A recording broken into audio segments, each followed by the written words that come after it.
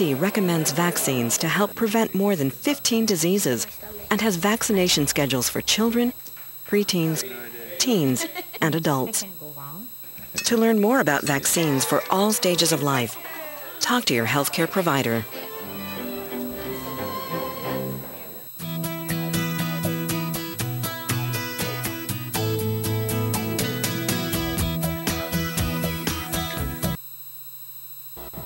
The following is a Shaw TV live presentation.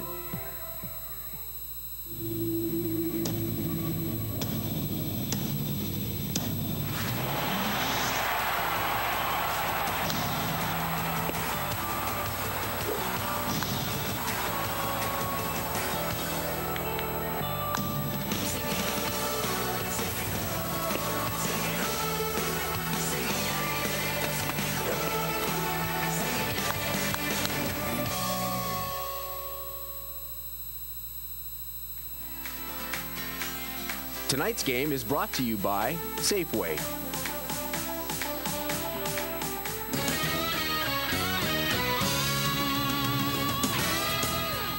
Well, good evening, everyone, and welcome to Shaw Park in downtown Winnipeg. We're here for another evening of Safeway Goldeyes baseball as the Fish welcome the Lincoln Saltdogs to town. We get things underway with the pregame show brought to you by Safeway, Ingredients for Life. Hi there, Al Foster with you on what's turning out to be not a bad evening for baseball here in Winnipeg. There were some rather ominous clouds over River City earlier today, but the sun has broken through for the most part. We've got a rather brisk breeze blowing out of the south. The Lincoln Saltdogs blow into town, and none too soon. You see, the Goldeyes starting pitching and bats are in a little bit of a slump as they open up this current homestand, winning just 1 out of 3 games against the Sioux City Explorers. Now, the last time these two teams met, the Goldeyes, well, they swept the Saltdogs 3 games straight as they opened up their 2-week road trip. But we're back in town, and to break things down just a little bit further, let's send things up now to my baseball mentors, Scott Taylor and Ken Weeb. Gentlemen. Thank you very much, Al Foster. Yes, baseball mentors. I'm Scott Taylor. That's Ken Weeb from the Winnipeg Sun. It is a marvelous day for baseball if you're a fan. It is an even better day if you're a right-handed hitter here at Shaw Park. The wind is blowing directly from the right field foul pole over that left field fence.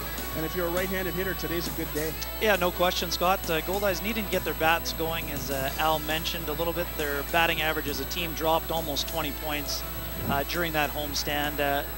Really a lack of opportune hitting was really to their detriment, especially yesterday. They left the bases loaded on 2 occasions, turning a potentially close game into a blowout. It's interesting, though, they lost 6-1, and you could tell by being in the clubhouse today that they'd forgotten about it about 5 o'clock yesterday afternoon. Well, you lose 2 of 3 and you're still in first place. I think the fact they played an afternoon game really will help this group feel a lot more fresh today, and they'll need to be. The Saltdogs had yesterday off, got in just before midnight.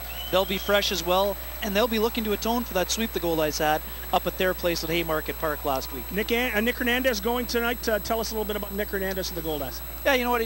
He's been a little bit up and down this year. He's sort of been plagued by having 1 bad inning in each of his outings, but I think he's pretty determined to have a solid showing here against the Saltdogs this afternoon. Okay, better at bats. That's what this team needs. A little more patience. Need to go a little deeper in counts. Yeah, no question. Rick Forney mentioned that to us yesterday after the game.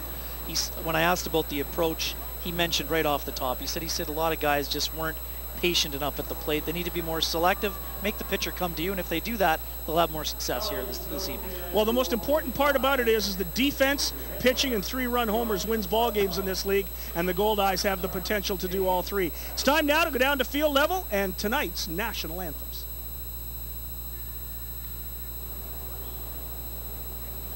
Oh, say can you see by the dawn's early light what so proudly we hailed at the twilight's last gleaming, whose broad stripes and bright stars through the perilous fight o'er the ramparts we watched were so gallantly streaming, and the rocket's red glare, the bombs bursting in air, gave proof through the night that our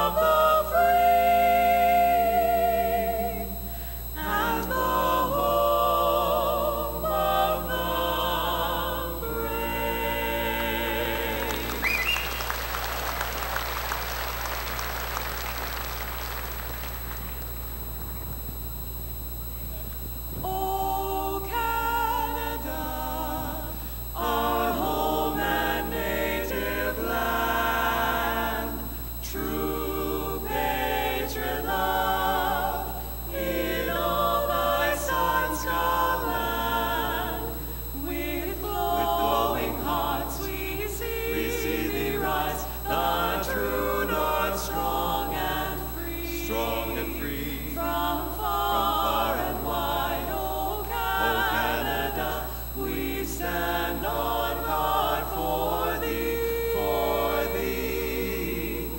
God keep our land glorious and free, and free. Oh Canada, we stand on guard for thee. Oh Canada, we stand on guard for thee. Outstanding versions of both the U.S. and Canadian national anthems by the Snow Tones. Very, very popular quartet, singing a cappella. What a They're job. barbershop quartet. What an I think, effort. 'cause you have to be four guys. What an effort right there. They were great. They're tremendous. It's time now for the Goldeyes starting defensive alignment. The boys out in the carpet. It's brought to you by A&R Carpet Barn. Visit one of our two locations at 50 Archibald Street and 655 Pembina Highway. Luis Allen, as always, starts at catcher. It seems like, as always, it's been 5 years in this run. He had another year before his 6th season with the Goldeyes. Casey Arthur at first. Jake Blackwood at second. Tyler Kuhn at shortstop. Ryan Pineda starts at third base. Ray Sadler's in left field. Reggie Abercrombie's in center. And Josh Mazzola starts in right. Nick Hernandez is the pitcher. The Goldeyes starting defensive alignment. The boys out in the carpet. Brought to you by A&R Carpet Barn. Visit anrcarpetbarn.com. Your Goldeyes starting pitcher is brought to you by Lower Level Sports Cards at 189 Henderson Highway, right beside the subway. Visit us at lowerlevelsports.ca.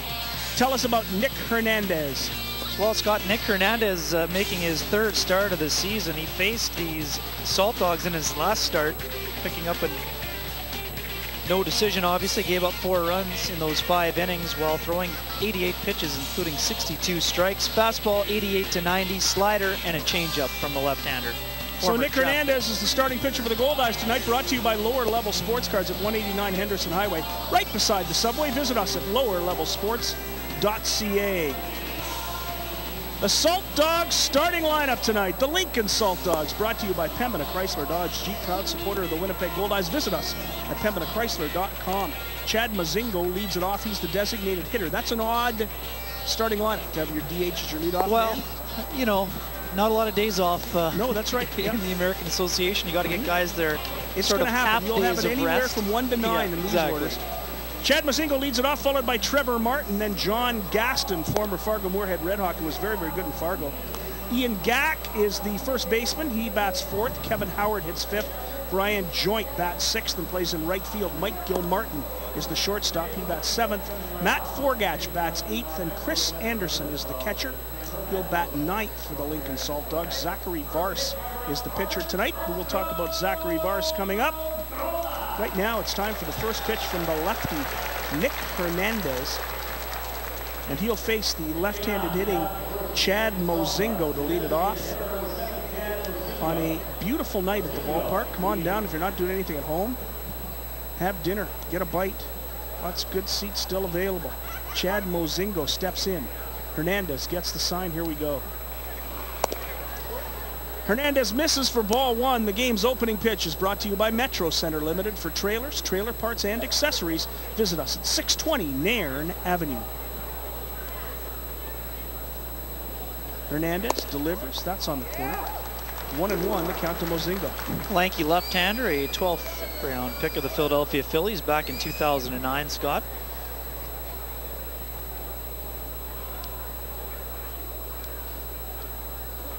Swing and a foul tip off the glove of Luis Allen. 1-2, the count to Mozingo. Chad Mozingo. Some good bloodlines in the Hernandez family, Scott. Nick's father, Nick Sr., a catcher who was drafted by the Milwaukee Brewers back in 1978. Spent 4 years in their system. That one misses low and outside. We're talking about Nate Sampson. His dad was in the Brewers organization as well. Very interesting. Yeah. Guessing Hernandez threw quite a few pitches to his father, the catcher, Probably growing did. up.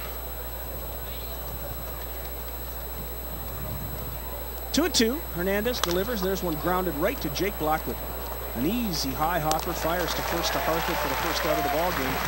So Mozingo is out 4-3 to start it off, and that'll bring up Trevor Martin. Trevor Martin went to State College. Was drafted in the 20th round by St. Louis. He's out of Seattle, Washington. 6 foot 200 pounds. He starts the game at second base today.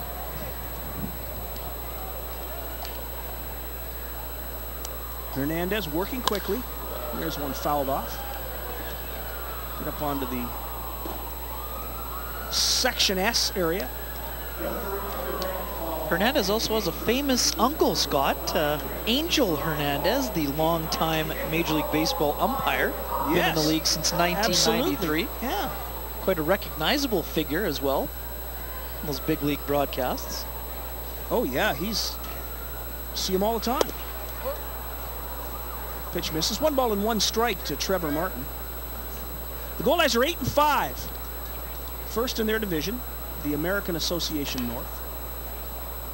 Hernandez delivers. That's foul back. Uh-oh, Kenny. That's going to hurt big time. The Malibu's hit again. Uh-oh, Kenny, we better get Mako. Mako Collision and Auto Painting at 983 Wall Street, Canada's Body Shop.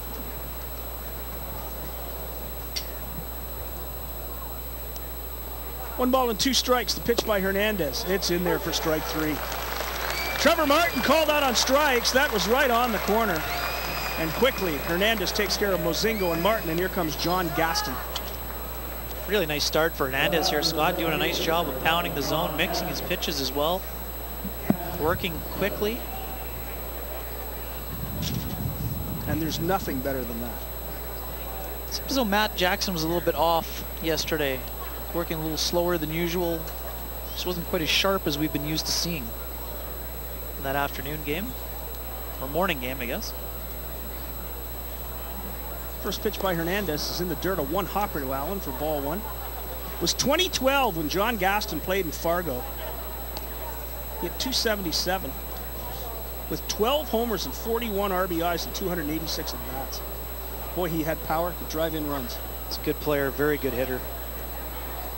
He went off and played in the Southern League in the White Sox organization for a couple of season and a half. And then ended up back here in the American Association with Laredo in 2013, then Lincoln, and he's in Lincoln this year. Comes in hitting .293. 2 balls and no strikes to Gaston. That one misses. 3-0. 48th career start for Nick Hernandez, who actually lost 2 full seasons recovering from shoulder problems back in 2011, 2012. Sort of derailed a really strong start in the Phillies organization. 2010 went 3-1 with a 1.61 earned run average for Lakewood.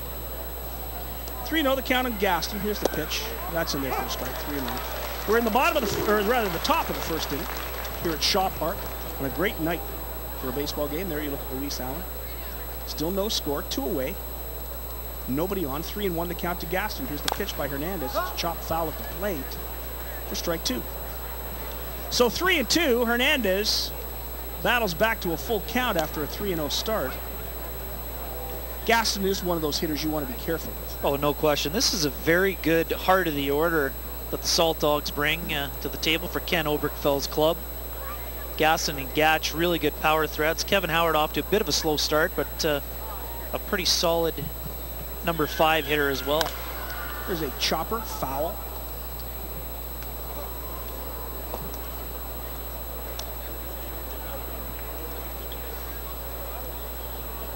For those people who are used to watching a lot of baseball and they see the score bug, we have a bit of a technical difficulty tonight. So there won't be a score bug for the most part. Here's the pitch. That's high and inside for ball 4. So we will give you the score as much as we possibly can.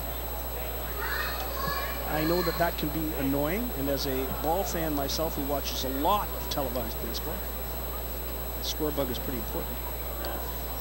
Having said that, there's a runner on first with 2 out. It brings up the cleanup hitter, Ian Gack. The cleanup hitter is brought to you by Multi-Material Stewardship of Manitoba. Did you know that more than half of all household garbage can be recycled? Recycling is easy and convenient. Are you recycling all you can? We all win with recycling. For more information, visit simplyrecycle.ca. Hernandez checks the runners. The first pitch popped up foul over our heads for strike one. Gack comes in hitting .327. Already has 3 homers and 7 driven in. Scott hit 18 homers and had 63 ribbies last season in just 60 games. Limited an injury to his hand. Another guy from Seattle, Washington, and it's a base hit. Gack goes the opposite way to put runners on first and second with 2 away, and this is something that Rick Forney's been concerned about. First of all, his pitchers getting 2 strikes and not be able to close guys down, and the second, getting 2 outs and not be able to get that 3rd out without causing problems for yourself. No, that's certainly fair, but you know, given how Gack has hit against the Goldeyes, keeping him in the park to a single, you might consider that a bit of a moral victory. Here comes Kevin Howard. Runners at first and second. Nobody out, no score. We're in the top of the first inning. Pitch by Hernandez. It's on the corner for strike one. In their last meeting, Gack went yard twice, 2 separate occasions, 2 solo home runs on Sunday. That series finale out at Haymarket Park. The Goldeyes completed their sweep. Hernandez pitches way outside. 1-1 the count. Gack's at first, Gaston at second, 2 away. Nick Hernandez, the starter tonight for the Goldeyes. From a baseball family.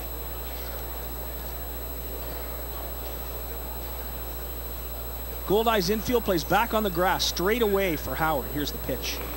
There's one line to the left field. That'll be a base hit, and it'll score a run. Throw by Sadler into the plate is not cut off. Gaston scores, and after getting the first 2 out here in the first inning, Hernandez gives up a run as John Gaston scores from second, and it's 1-0 for the Lincoln Saltdogs.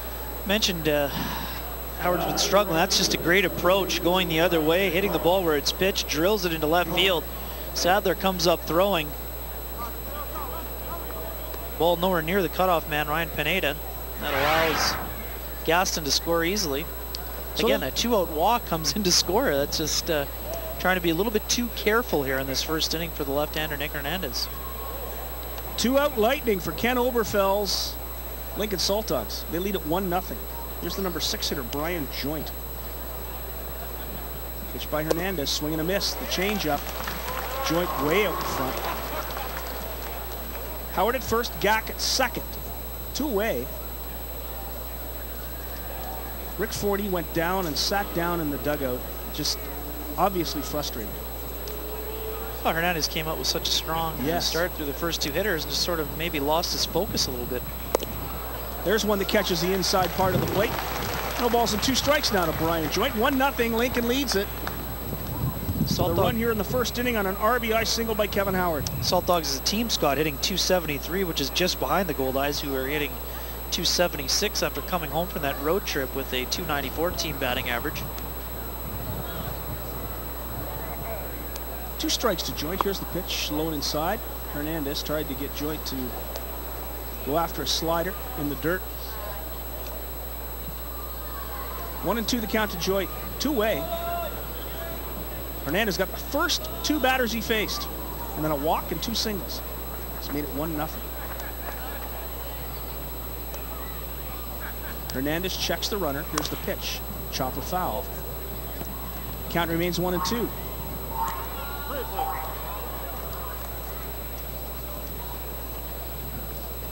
Yesterday, the Goldeyes were beaten 6-1 by the Sioux City Explorers. Sioux City won that series 2-1. Now we're into a 4-game set with Lincoln to finish out this homestand. Matt Jackson had some trouble on the mound yesterday, giving up 9 hits and 5 earned runs. Pitch by Hernandez, swing and a miss. He gets Brian Joint with the final out. 2 strikeouts here in the first inning, but damage done. 1 run on 2 hits, no errors, 2 left. We've played half an inning here at Shaw Park. It's the Lincoln Saltdogs 1, the Winnipeg Goldeyes coming to bat. This is Safeway Goldeyes Baseball, live on Shaw TV.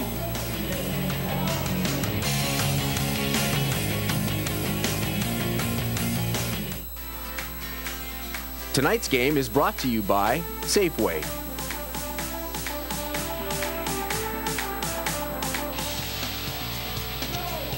Time now for the Saltdogs starting defensive alignment. The boys out in the carpet, brought to you by A&R Carpet Barn. Visit one of our 2 locations at 50 Archibald Street or 655 Pembina Highway. Chris Anderson is the catcher today. Ian Gack is at first base. Trevor Martin at second. Mike Gilmartin is at short. Kevin Howard is at third. Matt Forgach is out in left field. John Gaston is in center, and Brian Joint starts in right. Zachary Vars is the pitcher. That's the Lincoln Saltdogs starting defensive alignment, brought to you by A&R Carpet Barn. Visit anrcarpetbarn.com. The Saltdogs starting pitchers brought to you by Lower Level Sports Cards at 189 Henderson Highway, right beside the subway. Visit us at lowerlevelsports.ca. Tell us about young Zachary Vars. Zachary Vars got off to a very good start to his American Association career. The former draft pick of the New York Yankees back in the 11th round in 2010. Right-hander has 144 strikeouts and 131 in 1/3 innings. Throws a fastball right around 90, curveball change, and the odd slider as well. In his American Association debut, threw 6 no-hit innings against the Kansas City T-Bones. The problem in that outing is that he walked 8 batters and had to be pulled by Ken Oberkfeld because he'd already thrown 108 pitches. So you know he's got pretty good stuff when he can keep it in the zone. The plate. Yeah, that's right. The Saltdogs starting pitcher, brought to you by Lower Level Sports Cards at 189 Henderson Highway, right beside the subway. Visit us at lowerlevelsportscards.ca. Goldeyes starting lineup is brought to you by Pembina Chrysler Dodge Jeep, proud supporter of your Winnipeg Goldeyes. Visit us at pembinachrysler.com. Tyler Kuhn, as you see him striding toward the batter's box, he'll lead it off for the Goldeyes, followed by Jake Blackwood, Ray Sadler, Josh Mazzola, Donnie Webb, Reggie Abercrombie hits 6th, Casey Harther 7th, Ryan Pineda 8th, and Luis Allen bats 9th. That's the Goldeyes starting lineup, brought to you by Pembina Chrysler Dodge Jeep, proud supporter of your Winnipeg Goldeyes. Visit us at pembinachrysler.com. First pitch to Tyler Kuhn is on the corner for strike 1. 1-0, the Saltdogs lead it here in the bottom of the 2nd inning. The Goldeyes' first at bat of the night. There's one fouled into the crowd up onto the roof. No balls and 2 strikes quickly. Zachary Vars 1-0 with a 3.27 ERA.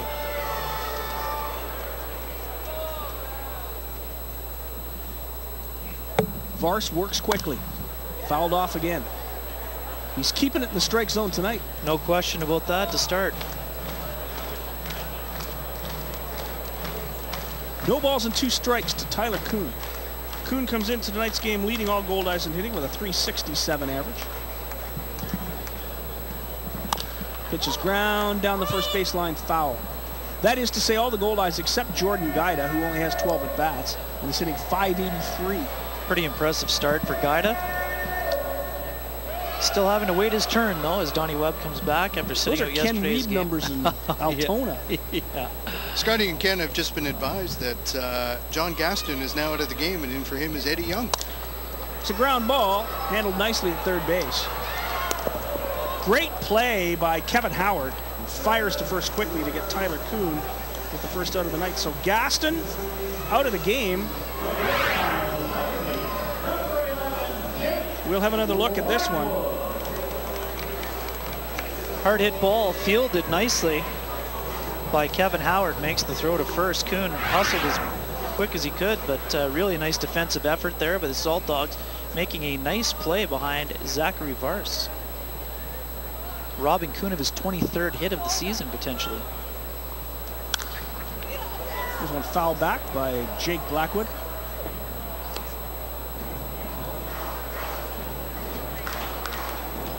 So thank you to Al Foster for quickly intrepid reporting. Intrepid.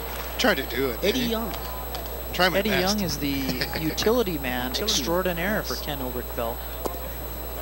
There's one that misses low. Appeal down to first base.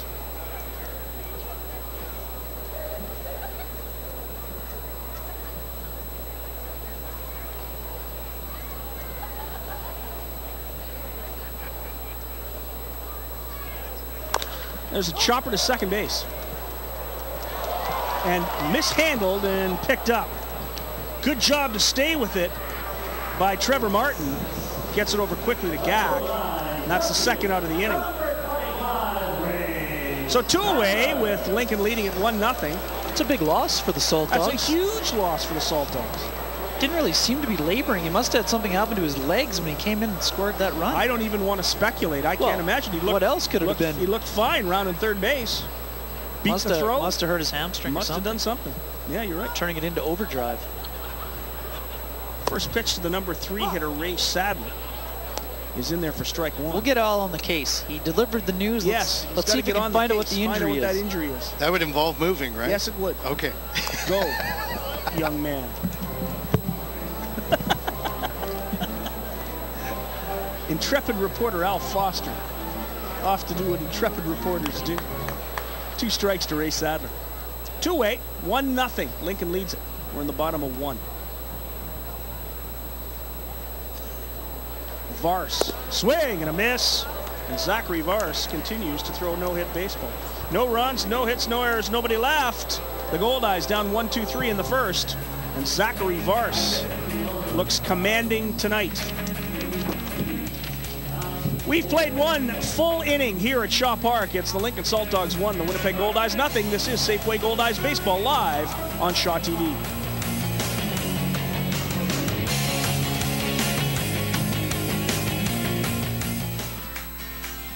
Tonight's game is brought to you by Safeway. Join the movement to kick cancer. 5 simple things can reduce your risk of cancer up to 50%. Choose a balanced diet with plenty of fruits and vegetables. Get active to maintain a healthy body weight. Avoid tobacco and secondhand smoke. Protect yourself from UV rays. Follow cancer screening guidelines. See your doctor for regular checkups. Take the pledge to reduce your risk of cancer. Join the movement at kickcancer.ca. An initiative of Cancer Care Manitoba Foundation, supported by Safeway. Welcome back to the ballpark. Fans enjoying tonight's evening. It is a lovely evening to be at the ballpark. You look at Nick Hernandez. We have played 1 inning here at Shaw Park tonight. And the Lincoln Saltdogs off to a quick start. Score 1 quick run. Oh, sandwiches. Time for dinner. Time for dinner. Food is great here at the ballpark, and those young ladies know it. So Hernandez here in the second inning will face the number 7 hitter, Mike Gilmartin, then Matt Forgatch and Chris Anderson, as we go into the top of the second with Lincoln ahead 1-0.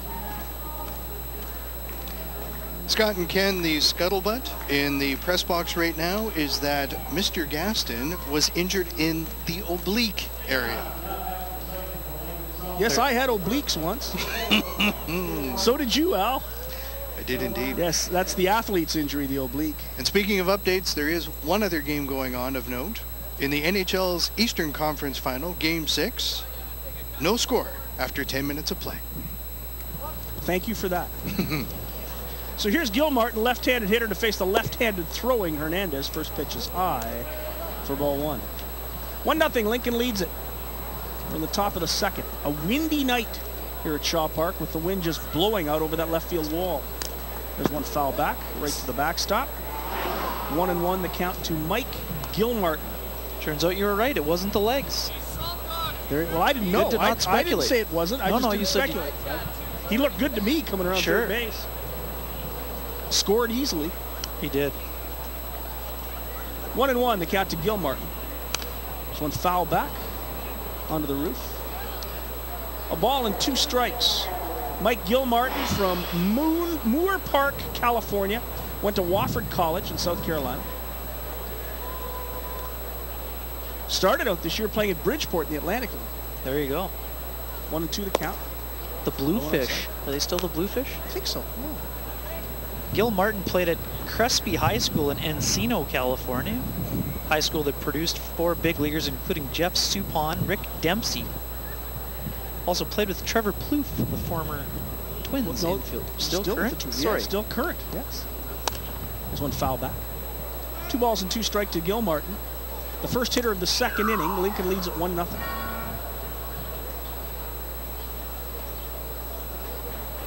Has a brother, Sean, first-round pick of the Braves back in 2008, who was traded to the Twins for Ryan Dumit. It's on the corner for strike 3, and Gilmartin's the first out of the inning. So a strikeout, the third of the ball game for Nick Hernandez. And that'll bring up Matt Forgach. No question, the stuff of Hernandez has been impressive today. Just that mental break, or I wouldn't call it a mental breakdown. Lapse. That's the word. Lapse. Yes. It's both lapse. The Winnipeg Sun reporter's word, lapse. I like that. That works. Better than breakdown. Sorry, he had a technical breakdown and a mental lapse in that situation. Pardon me. Thank you, Kenny Weave.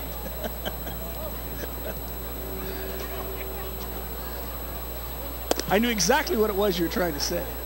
I wasn't going to argue with the point you were trying to make.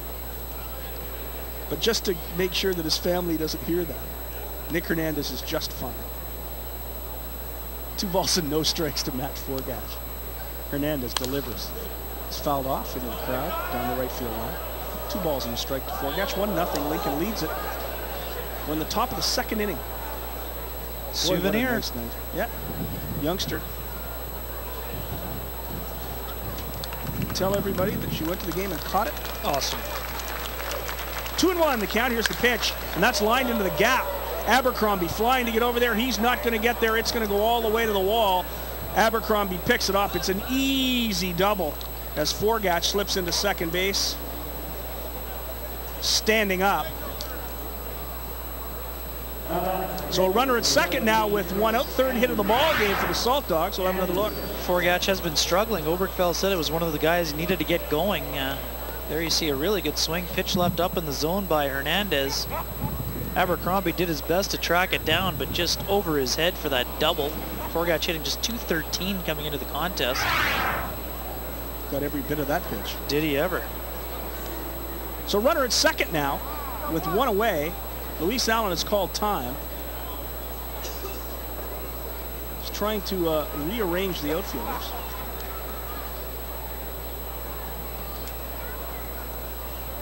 He does so. They have their defensive assignments.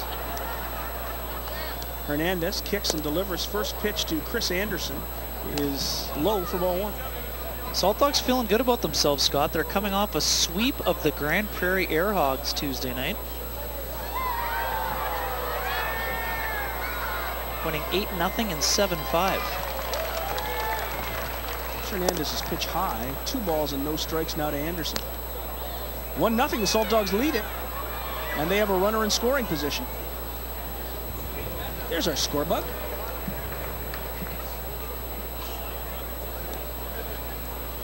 Two balls and no strikes to Anderson. Big lead by Forgach at second base.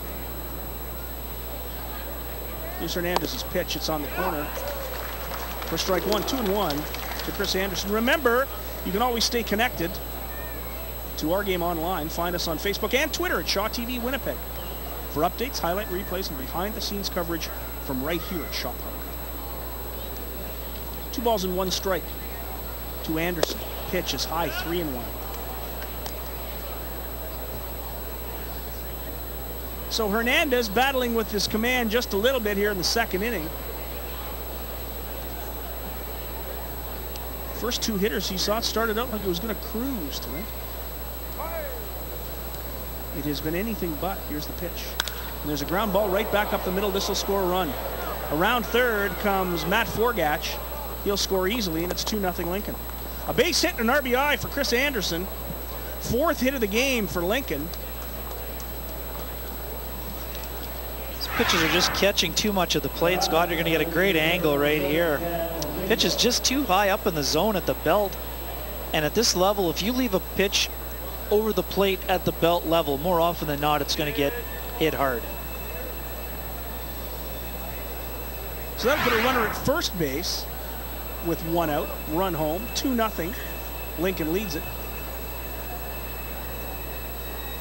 And the batter back to the leadoff hitter, Chad Mozingo. First pitch to Mozingo is low and outside for ball 1. Mozingo grounded out to the second baseman, Jake Blackwood, back in the first inning.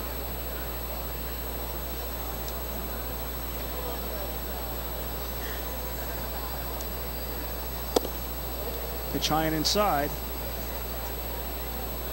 2 balls and no strikes, and Luis Allen's going to come out and have a chat with Hernandez.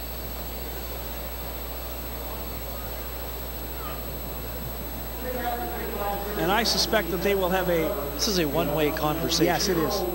This is a catcher telling the pitcher, snap out of it, throw some strikes.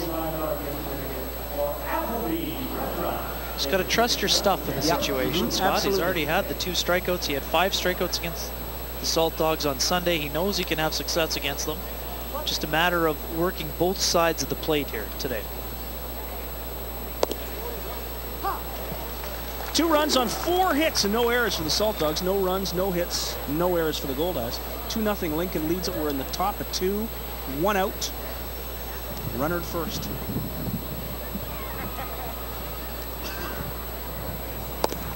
Pitch is on the corner, 2-2. So that little chat from Luis Allen, obviously the message got through. 2 straight strikes from Hernandez. A good job by Allen recognizing maybe his pitcher needed a little pat on the back and some encouragement. Hernandez gets the sign, kicks, delivers, misses low, 3-2, count full again. Of course, the problem with going to all these 3-2 counts is you just pile up your pitch count.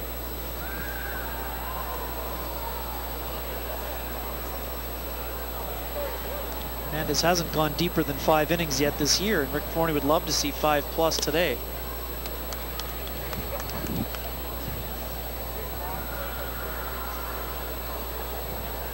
Three and 2, there's your runner at first base. Chris Anderson, who drove in the run. There's a ground ball to the 3rd baseman, Pineda. He'll fire across the diamond to first to get Mozingo. Running on the pitch was Anderson. He goes down to 2nd base. And that'll bring up Trevor Martin. Earlier this evening, Al Foster had a chance to talk to Trevor Martin. Teams hovering around the 500 mark right now. Just what are some things you guys feel like you need to do to get a little bit more consistent?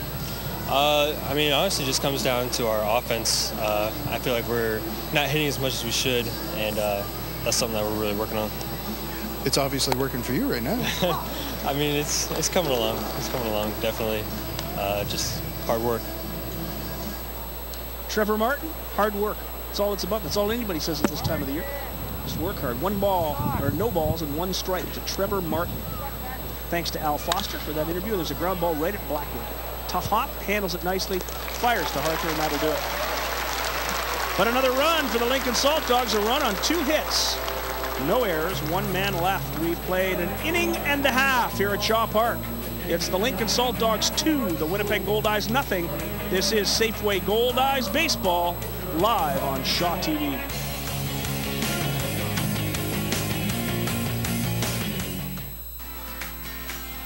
Tonight's game is brought to you by Safeway.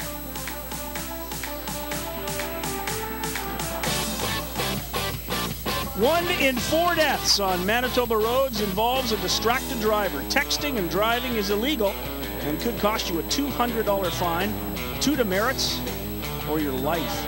Please don't text and drive. A message from Manitoba Public Insurance and your Winnipeg Goldeyes. So an inning and a half done while Zachary Vars cruises along with a 3-up, 3-down first. His hitters have got him a couple of runs early. A run on the first on an RBI single by Kevin Howard, and a run on the second on an RBI single by Chris Anderson. And Lincoln leads at 2-0. Does that surprise you?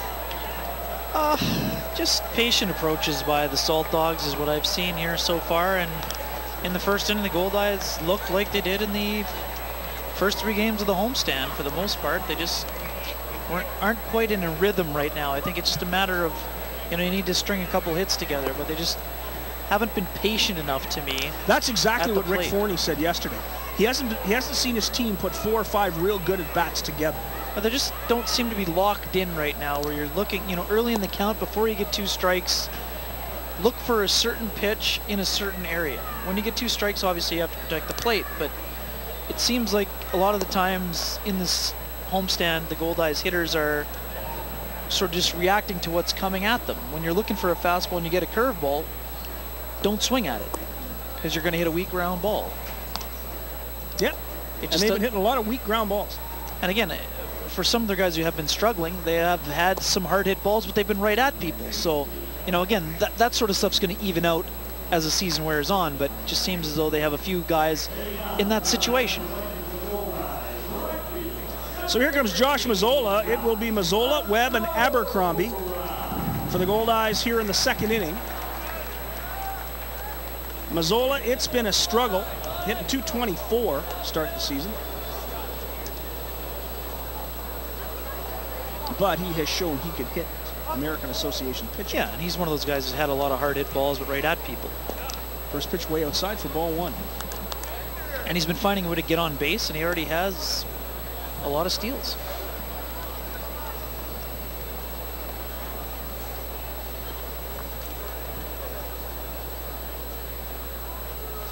Pitch to Mazzola's popped up. It's the shortstop, Gilmartin, who calls everybody off and makes the catch. So a pop-up to Gilmartin is the first out of this second inning. And that'll bring up Donnie Webb. Mazzola already double digits in steals, 10. Leads the American Association. Donnie Webb second on the Goldeyes with 6. And Webb hitting .289. Pitch by Vars is on the corner for strike one. Sat out yesterday with a minor shoulder issue. Must have happened on that diving play, I think. That was ruled a hit somehow. Somehow. Looked like a real nice catch to me. And it did in the replay as well. I don't know. I'm not going there.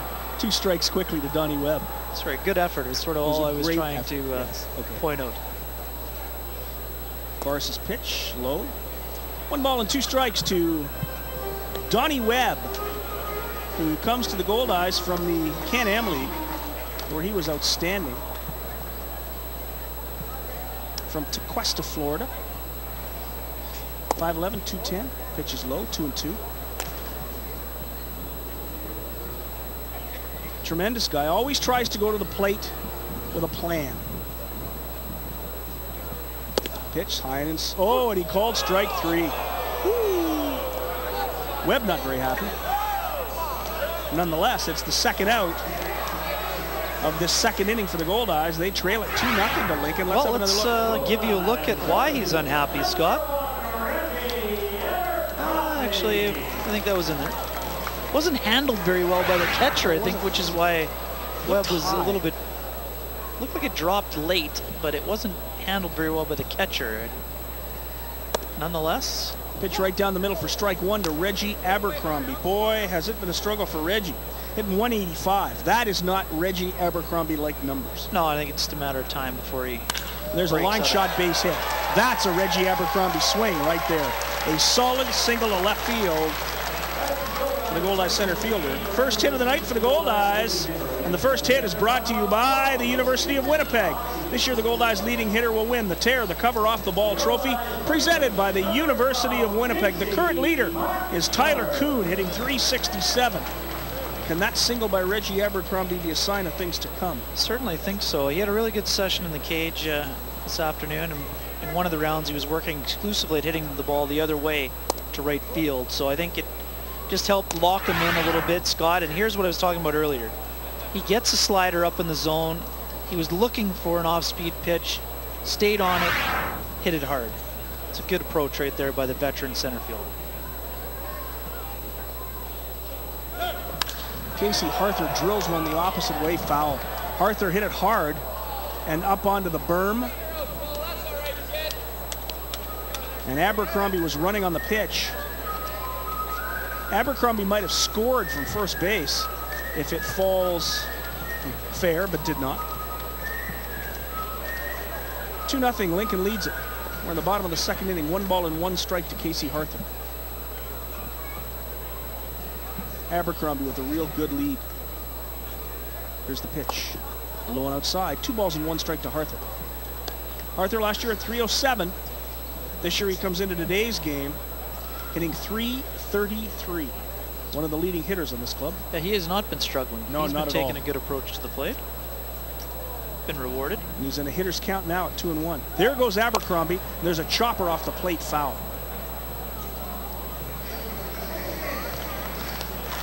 Reggie had second base stolen.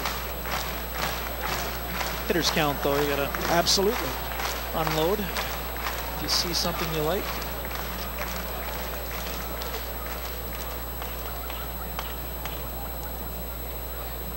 So Abercrombie at first, 2 away, 2-2 to Arthur. Good base runner. Definitely a threat to see a steal, Scott. Back-to-back seasons in 2010 and 2011 in Sioux Falls, 33 and 34 steals, so we know he can run. And that's the one thing Forney said when he signed him. And Forney's still been patting himself on the back for that late signing. Is the great thing about Reggie is that he is not what you would call a 24, 25-year-old young man in this league. He's in his 30s, and he can still run, and really run. 3 seasons of 40-plus steals. Yes. It's pitched the other way, base hit. Solid single in the right field. Abercrombie turns, and he's going to try to go to third. Here's the throw, and Abercrombie is safe. Reggie Abercrombie shows his speed right there. The ball wasn't hit that hard, and a real good job in right field by Brian Joint. He hustled on that ball, got it to third base on a strike, but Abercrombie beat the throw, and now the Goldeyes have runners on the corners with 2 away. Good play all around. Arthur gets an off-speed pitch, stays on it, drives it the other way. Abercrombie with 2 out gets a very good jump. Played nicely by Joint. Comes up throwing, makes a very strong throw. 1 hop or 1.5 hops. Abercrombie shows the wheels, gets in there safely. And here's Pineda. First pitch is low for ball 1. Ryan Pineda comes in hitting .304. He's got a runner at third, a runner at first. With 2 away, and the Goldeyes trailing at 2-0. This is the time Rick Forney wants to see a timely hit. Pitch is low, ball 2, 2 balls and no strikes to Pineda. Good take there by Pineda. Very close pitch, just below the knees. Takes it to get up 2-0. Now he should lock in on that 1 pitch in 1 spot. Look for something middle in. Try to drive it up the middle. Pitch, a ground ball into the hole. Handled nicely by the shortstop, Gil Martin. He fires to first. That gets Pineda, and that ends the inning. The Goldeyes threaten, but they do not score. No runs, 2 hits, no errors, 2 left. We've played 2 complete. We're at Shaw Park in downtown Winnipeg. The sun has gone away in the outfield. It makes the sky a little bit easier for everybody if the wind is still blowing over that left field wall. It's Lincoln 2, Winnipeg nothing. We'll head to the 3rd. This is Safeway Goldeyes Baseball, live on Shaw.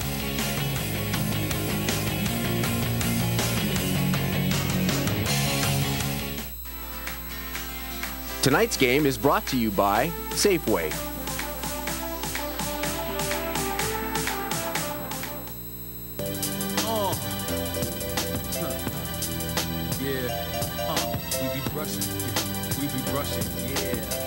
Check it out. We be rushing, yeah, we be rushing, yo. We be rushing, yeah, we be rushing, huh? We be rushing, yeah, we be rushing, yo. We be rushing, yeah, we be rushing, yeah, rush.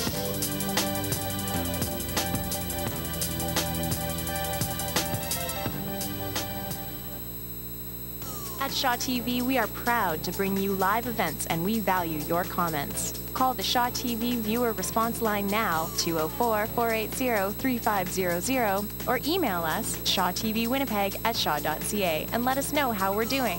Or find us on Facebook and Twitter at Shaw TV Winnipeg.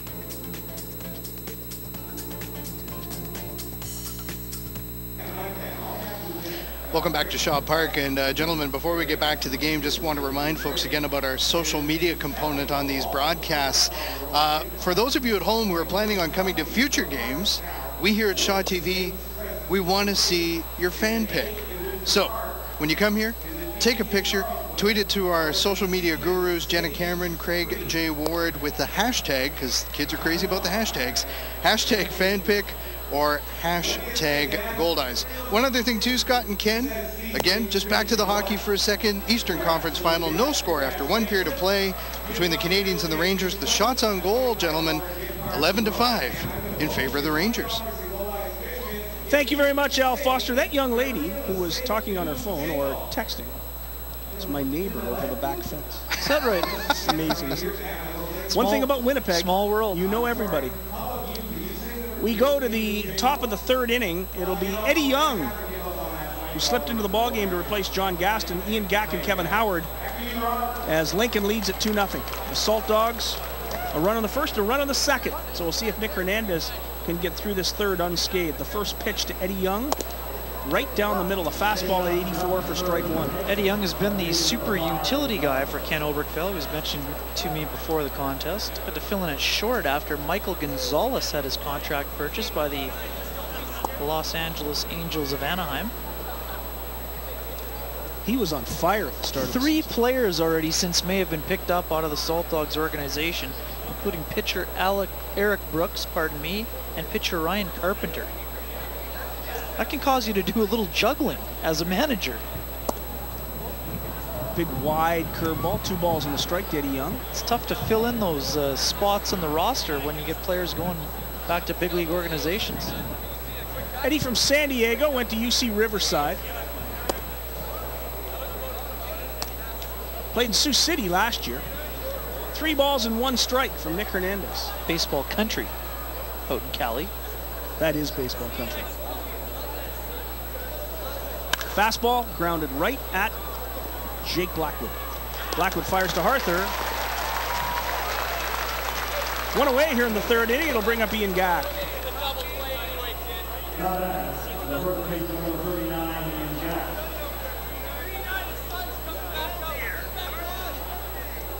Two runs, 4 hits, no errors for the Lincoln Saltdogs. Good pitch down in the zone. Blackwood fields it easily.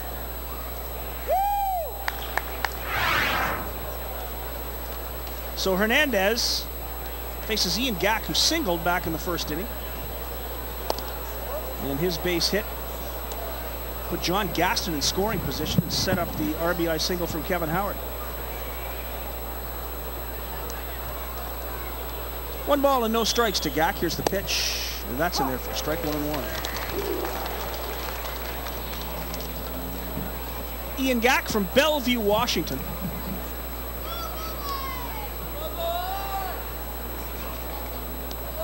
One and 1 the count. Pitch in the dirt.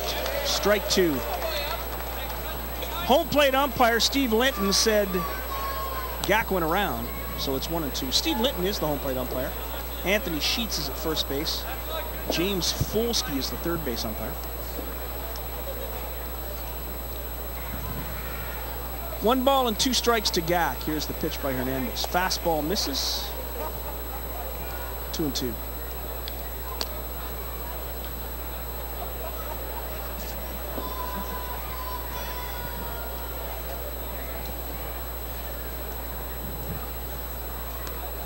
Hernandez works quickly.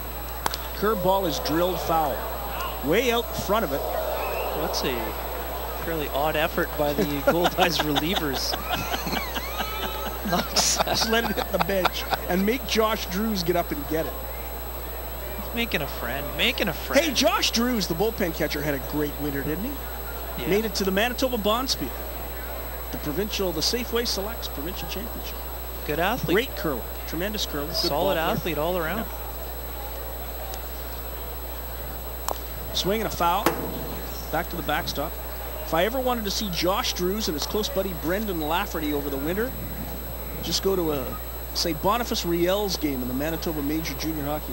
Really? Yeah, they were at all of them. Lafferty spent the winter in Winnipeg? Probably spent half of it here. Oh, really? There's a reason for that. Sure. 2-2 the count to Ian Gack. Here's the pitch. There's a shot down the 3rd baseline, and it's fair. That'll be a double at least. Gack rounds first. Waltzes into 2nd base. Sadler picks it up in the corner, gets it back into the infield, right to 3rd baseman Pineda. And it's a double for Ian Gack.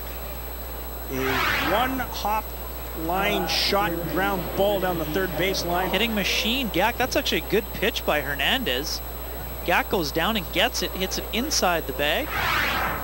Sadler hustles in left field, but no chance to get him in second. Gack with a 1-out double. 5th hit of the game for Lincoln, leading at 2-0. And here comes Kevin Howard, who knocked in the 1st run of the ball game.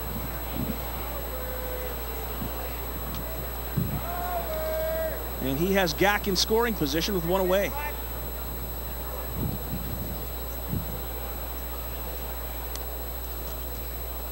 Here's Hernandez's pitch. It's on the corner for strike 1.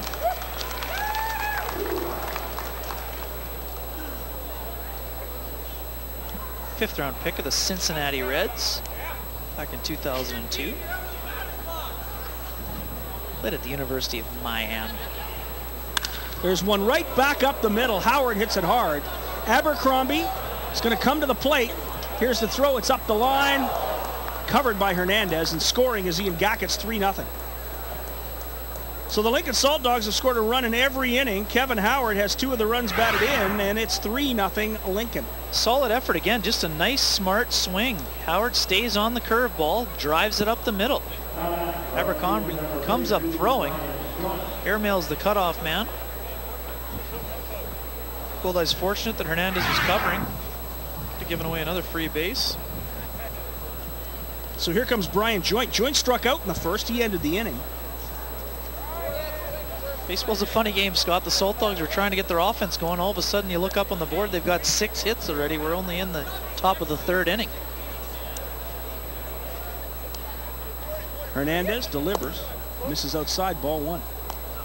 Ken Overfell was saying his pitching has been solid all year. Just sort of needed the bats to come around. And boy, oh boy, in the early going here, they've certainly done just that.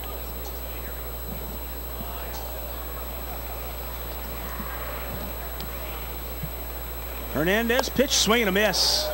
Change up really fooled Joint. 1 ball and 1 strike to Brian Joint. Good sharp bend there on the slider. Oklahoma City University. Brian Joint graduated from. He's from Knoxville, Iowa.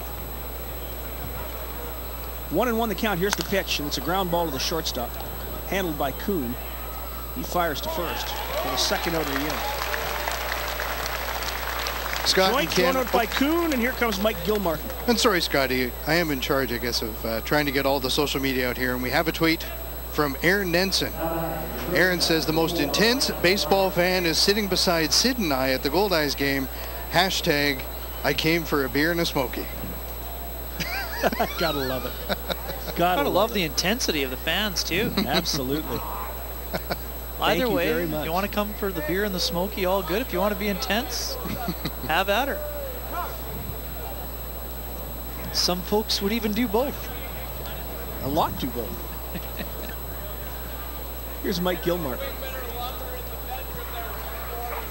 Runner at second, 2 away. Gilmartin at the plate. Hernandez delivers. It's pop foul at a play onto the roof for strike 1.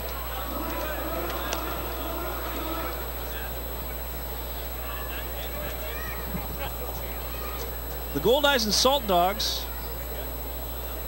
together for 4 games tonight, tomorrow at 7, Saturday at 6, Sunday at 1:30.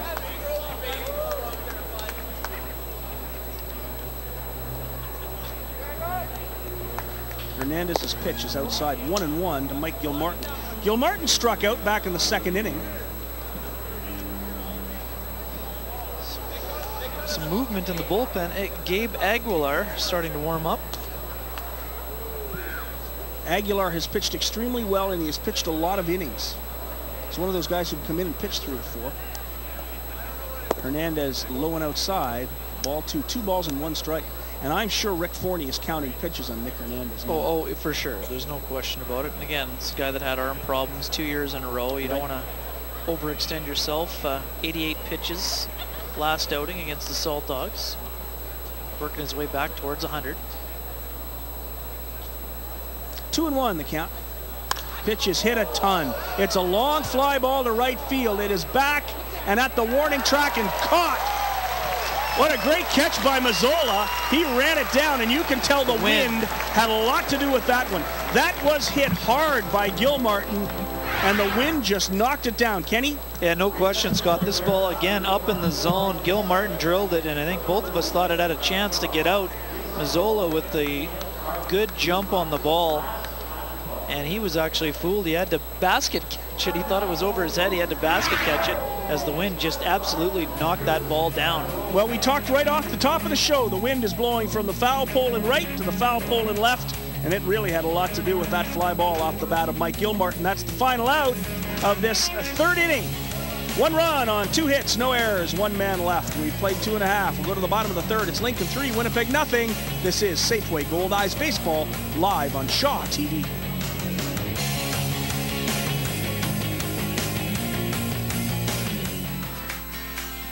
Tonight's game is brought to you by Safeway.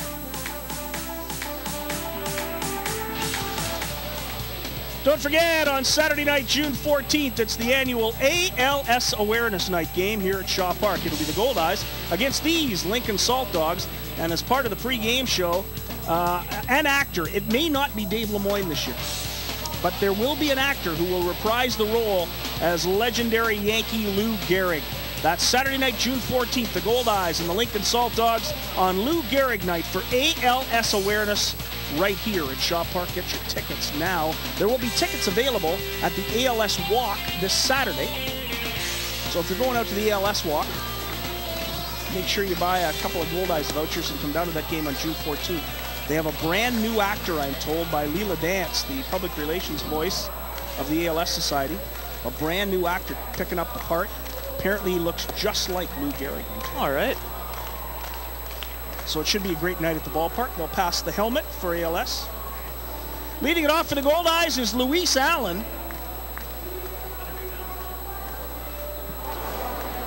Luis hitting .219. Before the game, Al Foster had an opportunity to talk to Luis Allen. Let's forget baseball for a second. Just talk about the new addition in your life. Well, first of all, thank you for having me here, you know. Well, it's the greatest blessing you can have in your life, you know. It completely changed your life, and I can't even describe that feeling, you know. He's 11 months old, right? Yeah, he's 11 months old, and next month he'll turn his first year old, and hopefully gonna have fun with it. Talk about that now in terms of baseball, and just now you've got to focus again back on you know, playing every day, and just what's that like? Well, I mean, you had to. I mean, it's kind of rough at the beginning of the season. You know, you got to get your pace going, and you're trying to get your rhythm going again, but everything is coming together right now, and I think we got a pretty good team, and hopefully we make the playoff this season. Luis Allen and his brand new addition, as you saw. Luis and his wife with a soon-to-be 1-year-old. Luis happy to have his family with him here this year. And quickly, 2 balls and no strikes to Tyler Kuhn as he gets ahead of Zachary Vars, who has pitched extremely well. Allen grounding out short to first, and there's a shot into the gap. That's going to get down, and it'll go all the way to the wall. Kuhn's going to round second and go to third. There won't be a throw for Tyler Kuhn. It's a triple, and the Goldeyes have a runner at third with 1 away. Tyler Kuhn got all of that pitch from Zachary Vance. 3rd hit of the night for the Goldeyes, and it's a triple. It's a great approach, Scott. He got ahead in the count. Again, gets a pitch up in the zone that he can drive, and he drives it in between center and right field. Drills it into the gap, hustling right throughout. There was no question he was going to try to go for third, and his hustle allows him to get there without a throw. Nice little pop-up slide by Kuhn. First triple of the year for Tyler Kuhn. Goldeyes runner at third, 1 away, and the first pitch, a curveball, a beauty to Jake Blackwood for strike 1. Real good change of pace here. Vars has been throwing around 90, and then he drops a 66-mile-an-hour deuce in there. That'll disrupt your timing. And there's a long fly ball into the gap again. Getting over quickly in center field is Eddie Young. Young makes the catch, and Kuhn will score easily from third base. It'll be a sacrifice fly and an RBI for Jake Blackwood, and the Goldeyes have put a run up. It's 3-1 Lincoln. It's a real good at-bat for Blackwood, who is one of those players, Scott, who we have mentioned before, has been struggling a little bit offensively. He knows he has a runner at third base with fewer than 2 outs. He knows he needs to get the ball to the outfield. Doesn't hit it out of the park, but he hits it deep enough to know that it's going to score the fast base runner in Kuhn. That's a real good at-bat, and that's the kind of thing that can get a slugger like Blackwood going. Having a real good approach, making good contact, and driving in the run. Here's Ray Sadler. First pitch is low and inside. Sadler comes in hitting .268. He struck out to end the first inning. Our little score bug for Safeway should say 3-1. It's 3-1. Lincoln leads it. We're in the bottom of the third, 2 away, nobody on, but a run is in as the Goldeyes have broken this goose egg. Great pitching by Zachary Vars. Vars's pitch is popped up. Third baseman Kevin Howard handles it right by the wall, and that'll do it for the Goldeyes. Sadler fouls out to end the inning. But the Goldeyes get a run, one back, 1 run, 1 hit, no errors, nobody left on base. We've played 3 complete innings, and Rick Forney is having a real conversation with third base umpire James Folsky because he believes that spot, it's a camera spot, and it's out of play. And I get the sense that Forney might win this argument. Home plate umpire Steve Linton's coming down.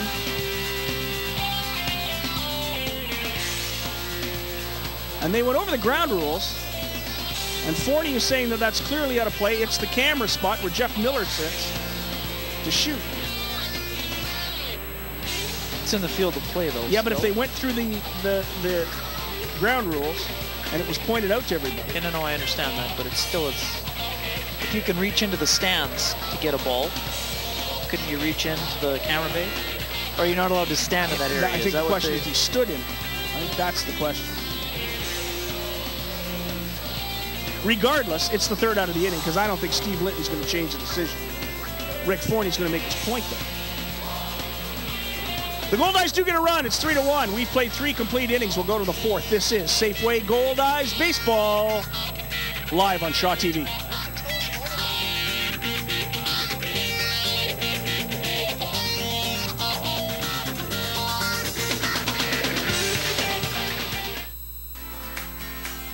Tonight's game is brought to you by Safeway. Lazy Boy Comfort Zones, located in the Winnipeg Free Press Sky Suite, is fully furnished with the latest Lazy Boy sofas, love seats, and recliners. The Winnipeg Goldeyes would like to thank Lazy Boy Furniture Galleries, located at 1425 Ellis Avenue, for their support. Lazy Boy Furniture Galleries. Comfort, it's what we do.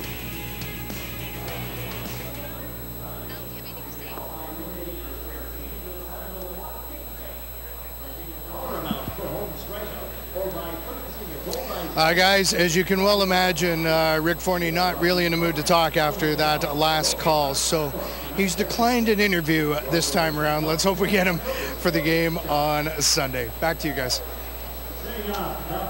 Thanks to Al Foster. And we go to the 4th inning. So we're not going to learn from Rick Forney what that call was. Rick believed that a player was standing out of play, which I suppose, if you really wanted to argue. Regardless, it was the end of the inning. It's 3-1, and here's the pitch from Hernandez. Swing and a miss on the change. And way ahead is the leadoff hitter, Matt Forgatch. Forgatch doubled and scored a run his last trip. It'll be Forgatch, Anderson, and Mozingo here in the 4th inning. Pitch is low, 1-1.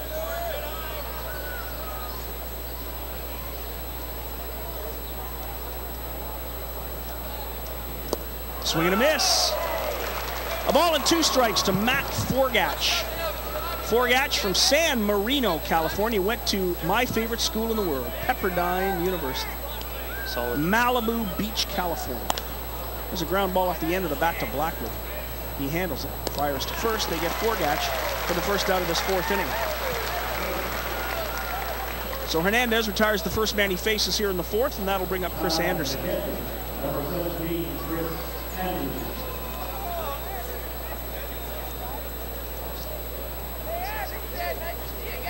Anderson singled and drove in a run back in the 2nd inning.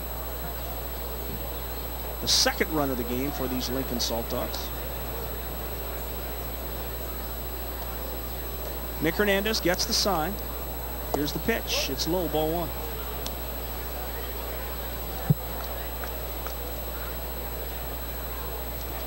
Chris Anderson, the catcher, played last season for the Namur Angels in the Belgian First Division. Really? He did. Interesting. It's been asking this life week about experience. Belgian baseball. Why not? I've had a number of Goldeyes in the past play in Italy. Nobody I know play in Belgium. Beautiful country, you know? Gorgeous. Yeah, wonderful. 2 balls and a strike. Foul back onto the screen. 2-2 to Chris Anderson. Always good to be well traveled. Anderson, San Diego State grad from San Diego, California. Just an LS2. Young catchers on this club, an LS2 and a rookie. Non-drafted free agent signing by the Atlanta Braves back in 2007.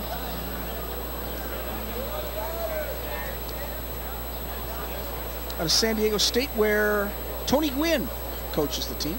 Oh, he played with Steven Strasburg of the Nationals and with Justin Masterson of the Cleveland Indians. Boy, there's a couple of fireballers. Oh. A lot of velocity in those 2 pitchers. No kidding. 2-2 to Anderson. Here's the pitch, and it's popped up. Back goes Kuhn at shortstop. He calls for it, makes the catch. Tyler Kuhn gets the job done at short. That's the second out of this 4th inning. And it'll bring up Chad Mozingo. Lazy pop-up for the man who caught 2 very good big league pitchers. Nice range by Kuhn. Nice job of communicating. Takes charge, calls it right away. Hauls it in for the second out of the inning. And we do have clarification on the ground rules, Scott. It's supposed to be out of play when a camera person is in that position, which Jeff Miller appeared to be. So it's Jeff Miller's fault. Well, no, if he wasn't there, then it would have been in play. There's a line shot in the left field for a base hit. Solid single to left for Mozingo. Cut off nicely by Sadler, quickly back into the infield. So Nick Hernandez can't get a 3-up, 3-down inning. Gets the first 2 outs again, gives up a single to Mozingo, and here comes Trevor Martin.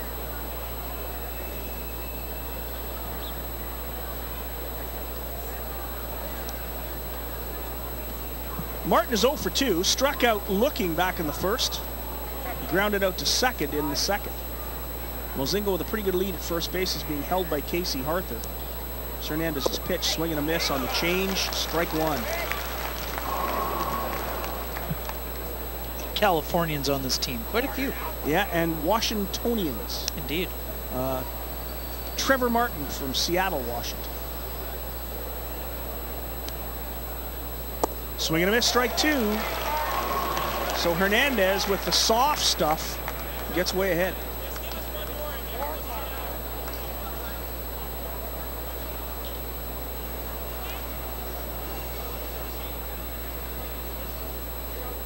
Oh, 0-2 to Martin. Here's Hernandez's pitch, swing and a miss. He struck him out. And Trevor Martin goes down on strikes for the second time, fooled by 3 changeups from Nick Hernandez. No runs on a hit, no errors, 1 left. The Goldeyes get out of the 4th inning unscathed. It's Lincoln 3, Winnipeg 1. This is Safeway Goldeyes Baseball, live on Shaw TV.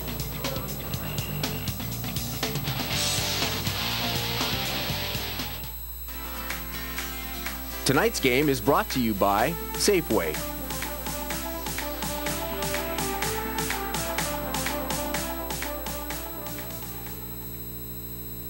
Visit Goldeyes.com, the official website for everything you need to know about your Winnipeg Goldeyes.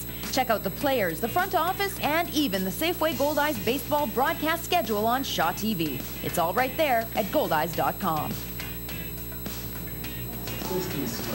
First of all, Ken, the obvious question is John Gaston. How's he doing? Well, I think it's oblique. Hopefully it's not too bad, and we'll just we'll see how he feels tomorrow, but I'm sure he'll probably miss the rest of the series. Yeah, because the guys upstairs were noticing when he came around the bases, didn't look like he was in any kind of discomfort. Well, I asked him in second when he's on second. I said, "You okay to run?" He goes, "No," and I said, "Good. Okay, you're going to score on this hit then."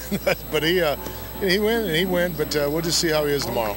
Last inning aside, your bats are coming alive, aren't they? They're starting to swing the bat better. We're getting, if our top 2 guys can get on base, the middle of our lineup can drive in some runs, and our pitching's been pretty solid. So knock on wood, and hopefully it stays that way. All right, Ken. Thanks for your time. All right.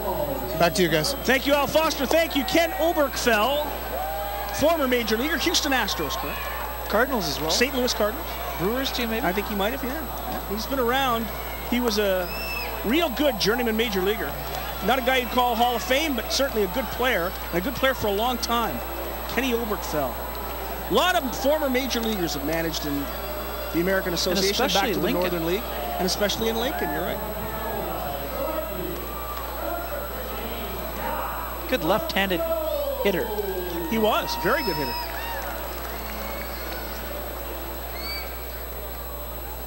Kenneth Ray Obergfell, third baseman, second base. Signed by the Cardinals as a free agent.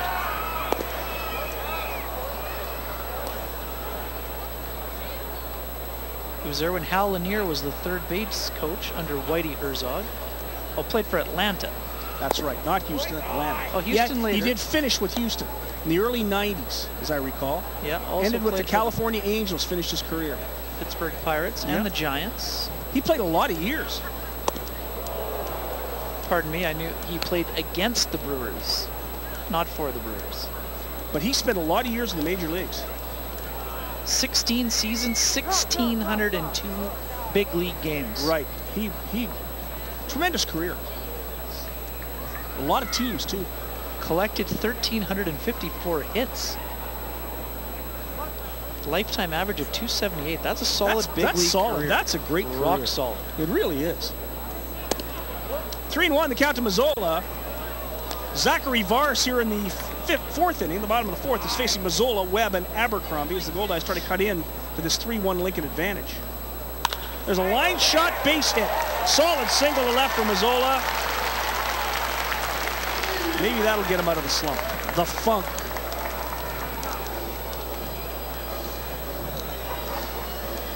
Let's have another peek. Hard hit ball by Mazzola. Got a pitch he can handle, and he drilled it. Real good pitch. Caught a little bit too much of the plate. Dumped it over the shortstop's head for a base hit. Yeah, you look at those numbers. We have his stats up. That was a solid career. St. Louis, Atlanta, Pittsburgh, the Giants, Houston, and California. Webb tries to bunt, misses it, strike one.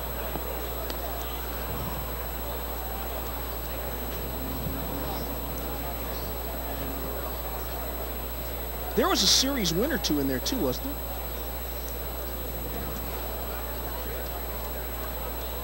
Webb fouls it straight back, no balls and 2 strikes. As Vars gets ahead of Webb. Lincoln leads at 3-1. Over at first base, Josh Mazzola. Solid single to left field, Goldeyes' 4th hit of the ballgame. 3 runs on 7 hits for Lincoln, 1 run on 4 hits for Winnipeg. Double play depth for Donnie Webb. Pitch by Vars is foul back. Webb protecting the plate now with 2 strikes.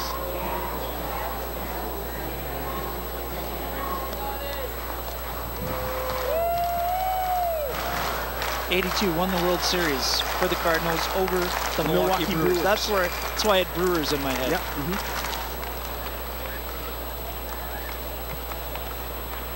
2 strikes to Donnie Webb.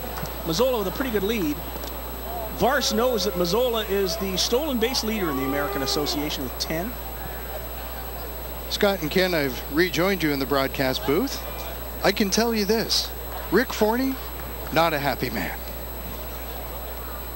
That was fairly evident. Pitch is high, 1 ball and 2 strikes. We got the official ruling, as long as there's a cameraman in that spot, it's out of play. And there was a cameraman in the spot, Jeff Miller. The question is, where can you lean to? Well, and you could tell, Rick said, I wouldn't be arguing if it wasn't the rule. You could specifically see that is what he was trying to explain.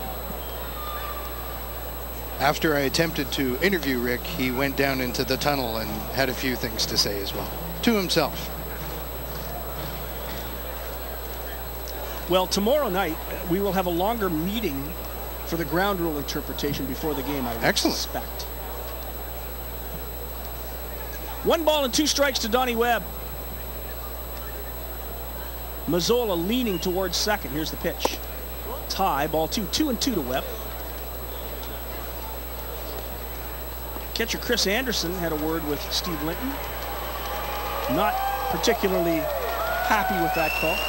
Just back to Obergfell for a second. Scott also reached the World Series in '89 with the San Francisco Giants club that lost to the Bash Brothers of Oakland.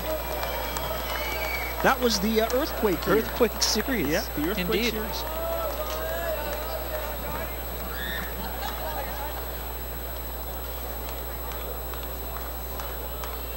Just a real gentleman, Ken Oberfeld. There goes the runner. There's a ground ball to second base.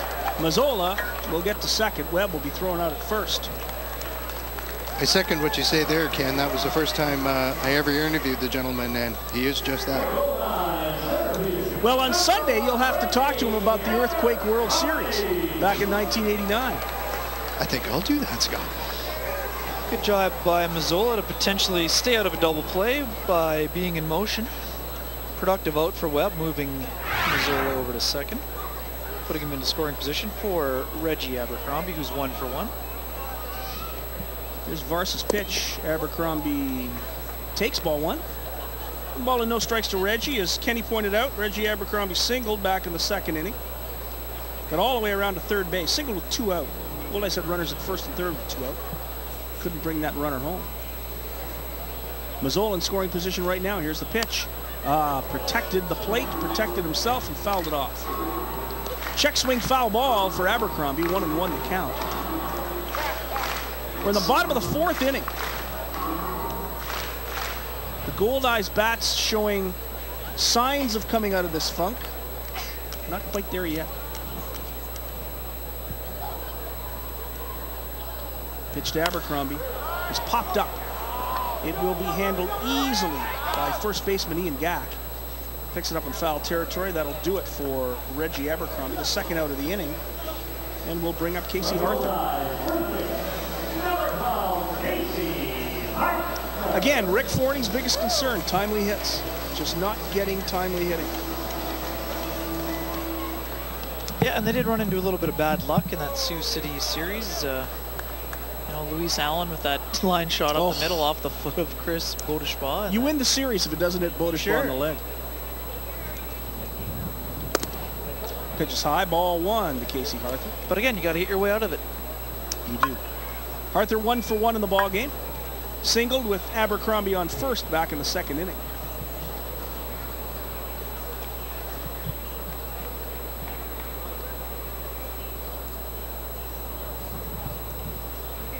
Harther pops it up over our heads. Foul, 1-1 the count.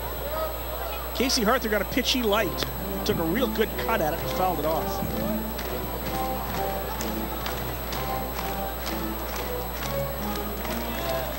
Casey Harther, a tremendous season of working out.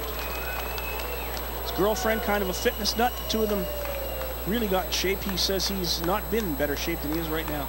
Down 30 pounds from last year, looks great. 1-1 the count to Harther.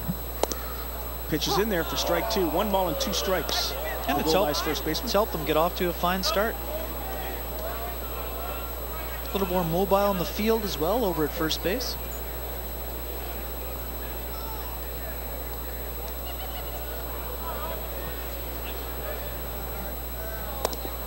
Pitch low and outside. 2 balls and 2 strikes to Harther.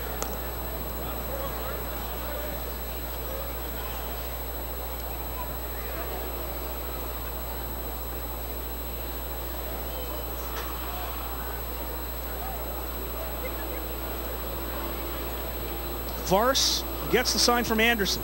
Kicks and delivers. And there's a line drive, 1 hop, and a real nice play by the shortstop, Gilmartin. He fires to first to get Harther, and that'll end the inning. Good play by Gilmartin in short on a ball just drilled by Casey Harther. No run on a hit, no errors, 1 man left. Goldeyes hit the ball hard, they don't get rewarded. We've played 4 complete innings here at Shaw Park. It's the Lincoln Saltdogs 3, the Winnipeg Goldeyes 1. This is Safeway Goldeyes Baseball live on Shaw TV.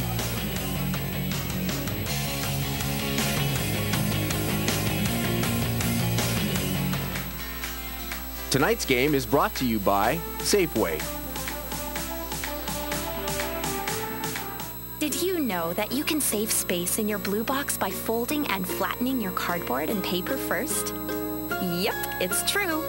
For more recycling tips from Multi-Material Stewardship Manitoba, visit simplyrecycle.ca. Welcome back to the ballpark, where the Winnipeg Goldeyes trail the Lincoln Saltdogs 3-1. Scott Taylor, Ken Wiebe, and Al Foster. Glad you could join us on a breezy night, but a warm one here at Shaw Park. A beautiful way to end the month of May, this 4-game series between the Goldeyes and the Saltdogs. As you look at those folks enjoying their evening on the patio deck. Boy, does that look beautiful. What a great way to watch a ball game. You can rent that patio deck any night. Just call Regan Cates here at the Goldeyes office at 982-2273. There's Luis Allen with his family in tow this season, and a much happier guy, Luis, with the family with him this year. Scott Taylor, I've got a tweet to share with you. Uh-oh, okay. This is from Ori Hoke 96. Ori wants to find someone who'd go to a bunch of Goldeye games with him. That's it. Just looking for a friend to go to Goldeye games with. Well, we'll try to help him out. For the Saltdogs, in the 5th inning, it's Eddie Young, Ian Gack, and Kevin Howard to face Nick Hernandez. Gabe Aguilar has sat down. Here's Hernandez's first pitch. It's high for ball 1. And Hernandez sort of settling back in. He is. He had a very good inning in the 4th. Gave up that one single to Chad Mazinga. There's a pitch right down the middle for a strike, 80-mile-an-hour fastball.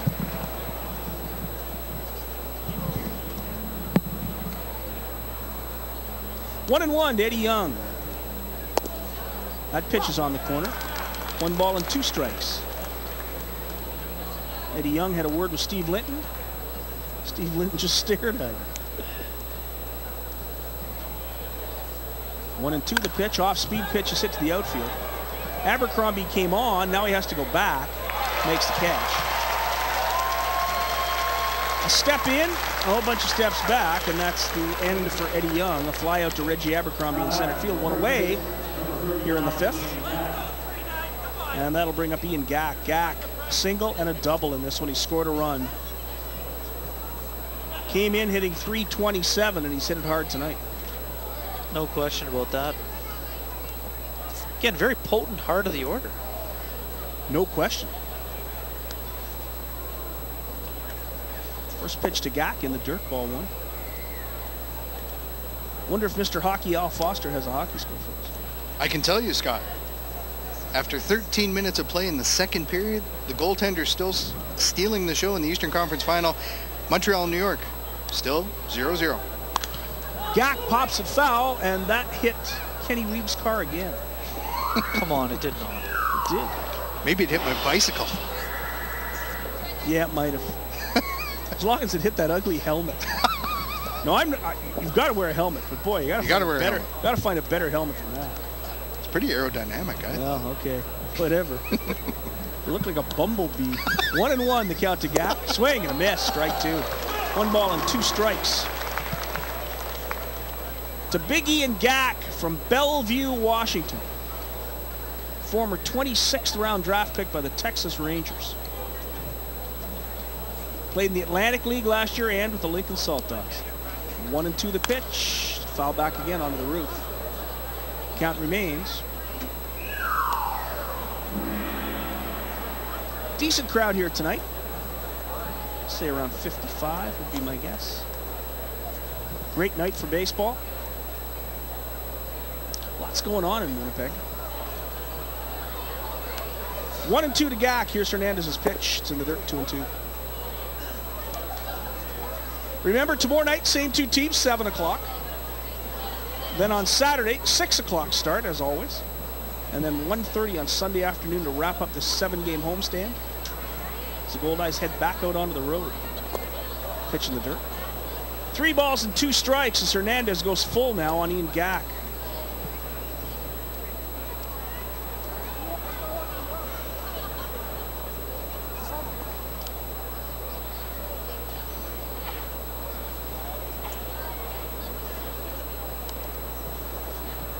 Ground ball up the middle, base hit. Solid single, 3rd hit of the night for Ian Gack. Gack singles in the 1st, doubles in the 3rd, and singles in the 5th. I think he enjoys hitting against the Goldeyes. I think he enjoys hitting against Hernandez. I think he enjoys hitting against anybody. Yeah. That's a real good slugger. Just again, really simple approach. hit the ball where it's pitched, drive it up the middle. Professional hitter. There's another guy who's had a good night. 2 singles, 2 runs batted in, Kevin Howard. Gabe Aguilera back up, warming up.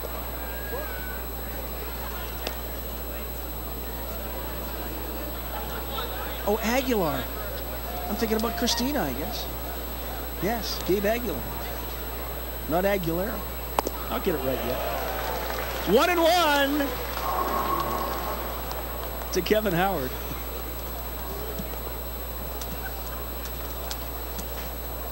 Gack at first. 1 away. Here's Hernandez's pitch. It's in the dirt. 2 balls and 1 strike to Kevin Howard. Kevin Howard from Miami, Florida, went to the U. University of Miami. Great place to be going. Played in Lancaster last year in the Atlantic League. 6'2", 205. He got to AAA. Good ball player, Kevin Howard. 3 balls and 1 strike. Maybe it's safest to walk him the way he's been hitting the ball. Pitches on the corner, 3-2.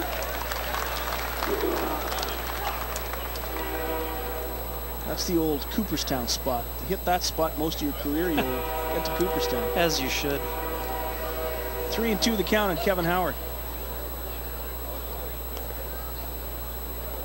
Here's the pitch, and it's a ground ball to Bly, and it hit the runner. Hit the runner. So the runner is out. It'll be a double play.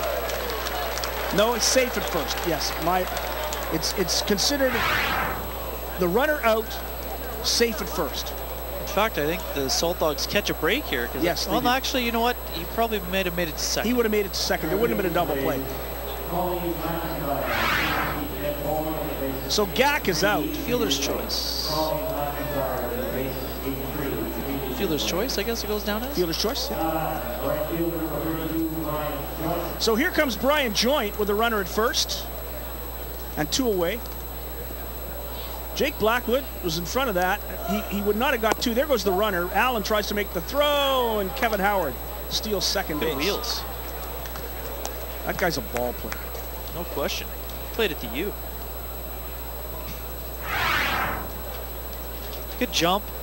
Luis Allen tries to throw it from his knees, but really good wheels by Howard. Swipes the bag rather easily. So 1 ball and no strikes on Joint. Pitches in the dirt, 2-0. Aguilar, and I got it right this time. Second steal of the year, Scott, for Howard. So Kevin Howard's second stolen base. 2-0 the count to Brian Joint. Here's Hernandez's pitch. Off-speed pitch. Is hit into left field for a base hit. Kevin Howard will score. It's a RBI single for Brian Joint. His first run batted in.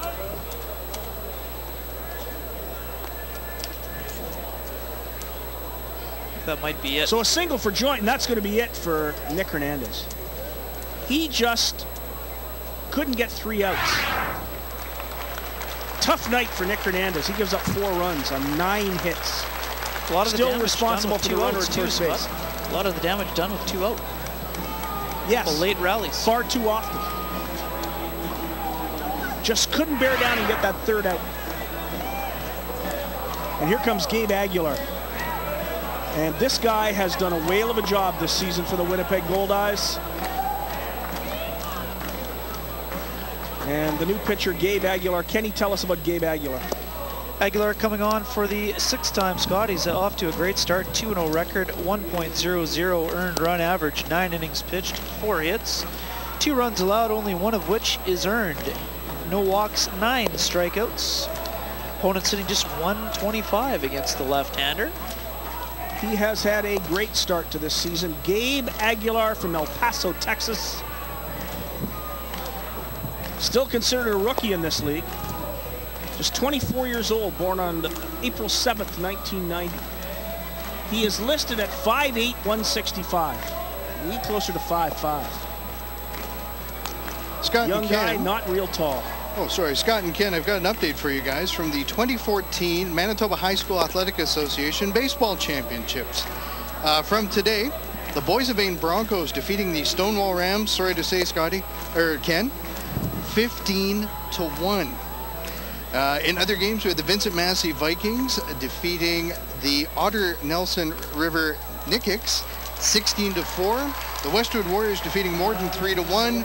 And then Boys of Vane coming back and beating my alma mater, the William Morton Warriors out of Gladstone, Manitoba, 15-2. This Boys of Vane team, boy, they can hit. I forgot you're from Happy Rock. I am indeed, sir.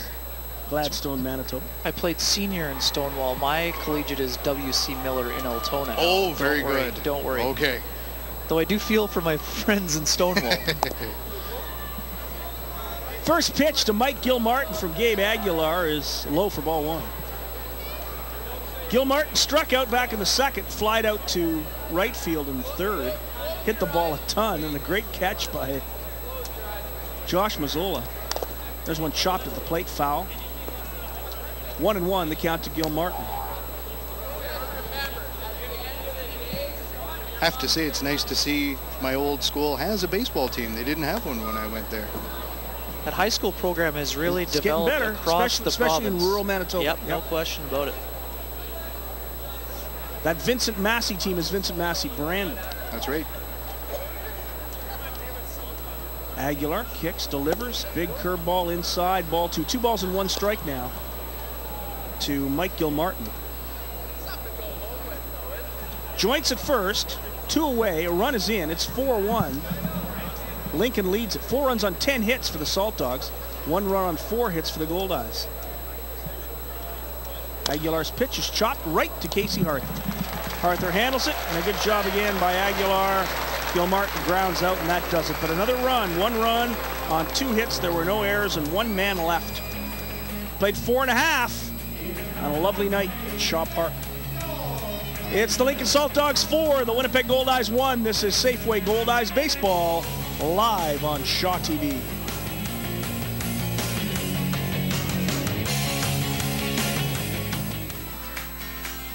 Tonight's game is brought to you by Safeway.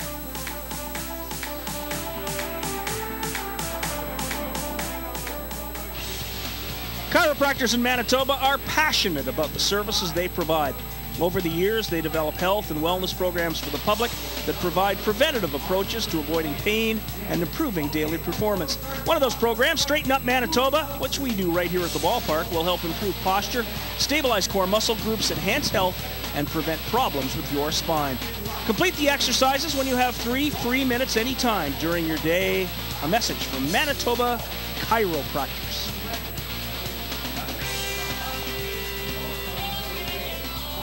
So a great night so far for Zachary Vars, the starting pitcher of the Lincoln Saltdogs. Allowed only 1 run on 4 hits. And in this 5th inning, Vars will face Ryan Pineda, Luis Allen, and Tyler Kuhn. You can see why this is the kind of guy that took a no-hitter through his debut in the American Association. He's really done a nice job of keeping the Goldeyes hitters off balance. Really good curveball, and he's got good stuff with the fastball as well. What I like about it is that he times his stuff really well. He'll throw 2 straight fastballs and then the big curve. Then he'll throw the curveball again and then 2 quick fastballs and then a fastball and a curve. He really mixes his pitches up, and he has had the Goldeyes off balance the whole night. Got to give Chris Anderson some credit. We mentioned he's caught 2 very good guys who eventually became big leaguers. Big time big leaguers. Big time guys who throw 95 to 100 miles an hour. And get 35 starts a year. Right. Those guys, Justin Masterson and Steven Strasburg. So it's 4-1. We're in the bottom of the 5th inning. Ryan Pineda to lead it off. Then Luis Allen back to the top of the order. And Tyler Kuhn. Somebody trying to get to Zachary Vars. Here's the first pitch to Pineda. And it's in there for strike 1. Ryan Pineda 0 for 1. Grounded out to the shortstop back in the 2nd inning. Came in hitting .304. Pitch is low and inside. 1-1, the count to Pineda. Another quick hockey score, Scott, that our local viewers may be interested in. The St. John's Ice Caps, the farm team of the Winnipeg Jets, secured a 2-1 victory tonight over the Wilkes-Barre Scranton Penguins. Gives them a 3-1 series lead in the Eastern Conference Final. 1 win away from the Calder Cup. And just to follow Ken's update, late in the second period, Dominic Moore scoring for the Rangers. 1-0 for New York over Montreal. 3 balls and 1 strike to Pineda, having a pretty solid at bat. And Pineda talked the other day to us about the fact that he tries to be patient when he's up there, looking for the pitch he wants to hit. And that pitch misses for ball 4, and Pineda draws a leadoff walk here in the 5th. So Ryan Pineda leads it off with a walk for the Goldeyes. Interesting enough, Scott, Ryan Pineda acquired for Keohi Downing at the end of last season. Downing in turn goes to Sioux Falls, gets released. Now that's quite a Pacific trade, isn't it? Ends up back in Winnipeg after being released by the Canaries. A guy who plays for the Filipino national team in the World Baseball Classic qualifying, traded for a native Hawaiian. It's a lot of Pacific. Yes. A lot of geography. Ryan Pineda talked at length with us about how excited he was to have played with the team from the Philippines, but was also very critical, saying that the baseball is not very good. There's a shot foul off the bat of Luis Allen. It's got to develop. But with the number of Filipino nationals in the United States and Canada who are playing the game more and more every year, Pineda says there is a chance that Filipino team could improve dramatically. But in no way are they ready to challenge the other powers from the Pacific, Japan and Chinese Taipei and Korea, at any level. There's a ground ball in the shortstop. That'll be 2. Tough hop, and he'll have to go to first. Good job by Pineda to get down to second base. He went hard as soon as the ball hit the bat, and with the bobble at shortstop by Mike Gilmartin, Pineda was able to get into second base and avoid the double play. Allen has thrown out 6-3 for the first out of the inning, but the Goldeyes have a runner in scoring position. Really good hustle by Pineda. Prevents us from being a double play. Now again, it is booted, but again, that was very good hustle by Pineda. He was going to go with the hard takeout slide at second. So runner at second with 1 away. Here's Tyler Kuhn. First pitch to Kuhn is low and outside for ball 1. Tyler Kuhn has a triple in tonight's game in 2 trips.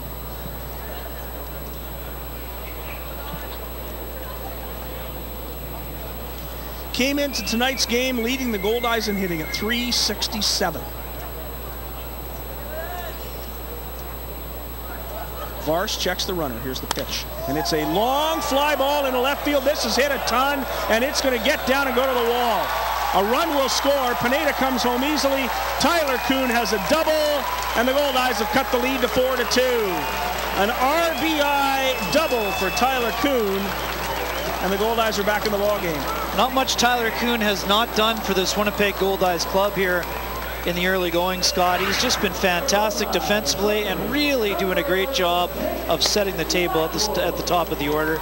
Gets this ball up in the jet stream, and boy, oh boy, left fielder is on the surfboard a little bit out there. And had a little bit of trouble with the route, and it ends up being a double, RBI double. So an RBI double for Tyler Kuhn. He has a run scored, a run batted in, and 2 extra base hits tonight. So Kuhn hitting the ball hard, and the Goldeyes are back in this one at 4-2. And here's Jake Blackwood, who has an RBI after the triple by Tyler Kuhn.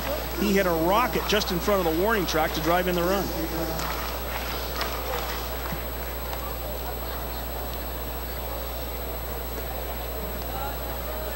The Goldeyes trying to scrape back in this one. Lincoln took a 4-1 lead. Winnipeg has cut it to 4-2. Pitch to Blackwood is inside. 1-1 to Jake Blackwood, who says he has only 1 superstition left. Okay. He puts his gloves on, his batting gloves on, the same way every time. But he said he used to play around with a whole bunch of superstitions, but doesn't have any left except the batting gloves. 1-1 the count. Popped foul. Will it get out of play? Doesn't look like it will. Gatch comes over, and reaches in, and the fan made the catch. And he's quite happy. Shades of Wrigley Field. Oh, fan makes the catch. He's saying, the ball is out of play. And the young fan is going to quite a round of applause for stealing the ball out of the glove of Ian Gack.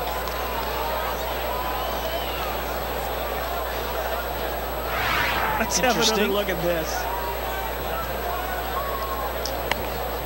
High the fan pop. didn't lean over.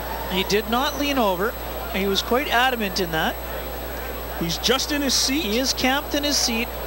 No, nothing. He did not interfere. No way. He did not interfere. Gack did not have that baseball. Nope, he didn't. And the fan was well within his right to make that catch. He did not interfere whatsoever. Could that be a play of the game candidate? That has to be a play of the game. Oh, you don't think so? Come on. If he hits a two-run homer now, perhaps.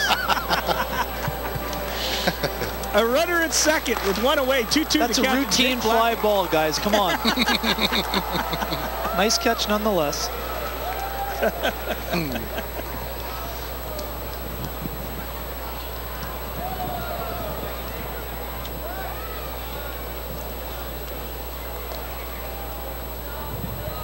Regardless, Blackwood gets a break.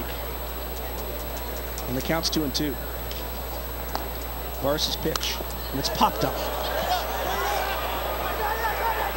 Coming in from third base hard is Kevin Howard. He makes the catch in foul territory for the second out of the inning. So 2 away with the runner at second. And here comes Ray Sadler.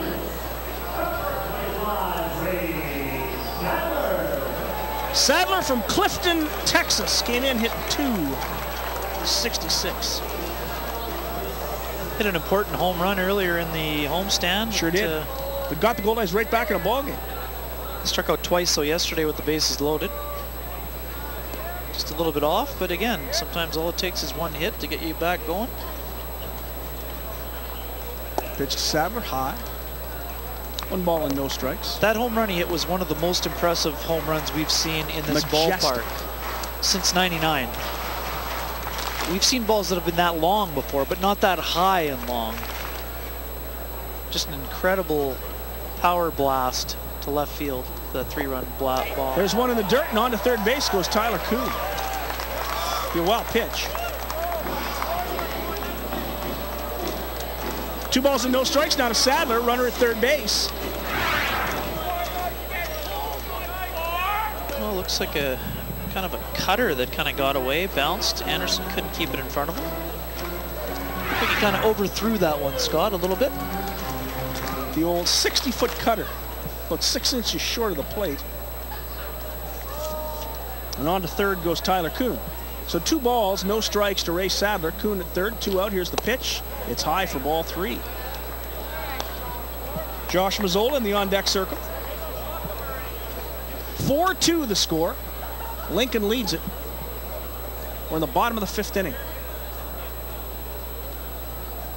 Just a really nice night here at Shaw Park. Here's the pitch. It's in there for a strike. 3-1. Sadler didn't agree.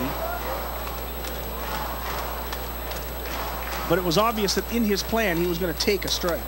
Well, certainly going to take a pitch at that position. 3-1 the count. Swing and a chopper back to the mound. Sadler will be tagged out, and that'll do it. But the Goldeyes get a run. 1 run on 1 hit. The double by Tyler Kuhn. There were no errors and 1 man left. We've played 5 complete as you look at Ray Sadler and Tom Vaith, the first base coach. It's the Lincoln Saltdogs 4, the Winnipeg Goldeyes 2. This is Safeway Goldeyes Baseball, live on Shaw TV.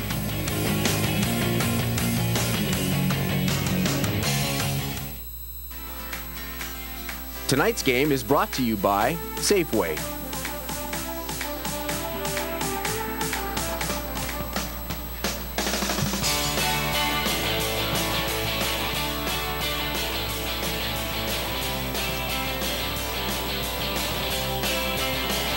Welcome back to Shaw Park, everyone. A very wise man told me, make sure you have a stat sheet. And I've got one tonight. And with that, we have your Manitoba Hydro American Association saves leaders.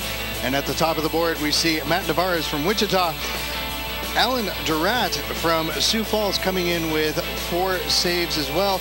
And behind him, Nate Garcia from Fargo-Moorhead, and who you don't see also, well, actually you do see Dan Sadler there with 4 saves as well. That's your Manitoba Hydro American Association saves leader. Manitoba Hydro encourages all consumers to save energy and be power smart by using Energy Star appliances. And gentlemen, quickly from the 2014 Manitoba High School Baseball Championships, a couple more scores to pass your way. The Vincent Massey Vikings from Brandon defeating Dauphin by a score of 6-0, and the W.C. Miller Aces, yeah, that's Kinney's school, defeating the Verdon Golden Bears by a score of 11-1. The winning pitcher from Altona, Josh Friesen. There you go. Pretty good school you went to. Very good. They play good baseball. There is a fly ball hit in the left field, and Ray Sadler will have no problem with it, and that's the first out of the inning as Matt Forgatch flies out to Ray Sadler to start this 6th inning. Gabe Aguilar back on the mound. And quickly, he gets 1 pitch and 1 out. The Mighty Aces have won the provincial championship before, I believe. I can't remember the year off the top of my head. There was no high school program, no. Was there high school hockey when you played? Yep, I played in the 9th grade for 1 year for the Miller Aces. And then went and played for? The Pembina Valley Hawks. The Pembina Valley Hawks.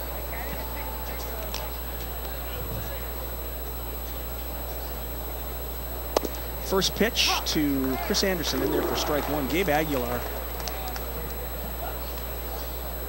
coming in and throwing strikes, getting ahead of hitters. His job is to keep it tight to see if the Goldeyes bats can come alive here in the later innings, Scott. Something he's done all year so far. Pitch in the dirt, 1-1.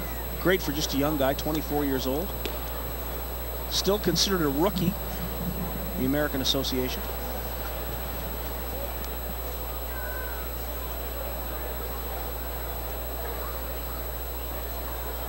One and one the count, 1 out. Aguilar's pitch is lined right to Pineda. Great catch by Ryan Pineda. That was hit right on the nose by Chris Anderson. Pineda goes to his right and makes the catch. It's a bit of a hanging curve here, Scott. Good wood on it from Anderson, but Pineda positioned perfectly, makes the catch for the 2nd out of the inning. It's a good job by Ryan Pineda for the 2nd out. Speaking of catches, gentlemen, the catch by our fan in the bottom of the now on Facebook. It doesn't take going long, viral, does it? Here's Mozingo. First pitch is low for ball 1. Mozingo in tonight's game is a single in 3 trips. Grounded out to 2nd in the 1st, grounded out to 3rd in the 2nd, and then singled in the 4th.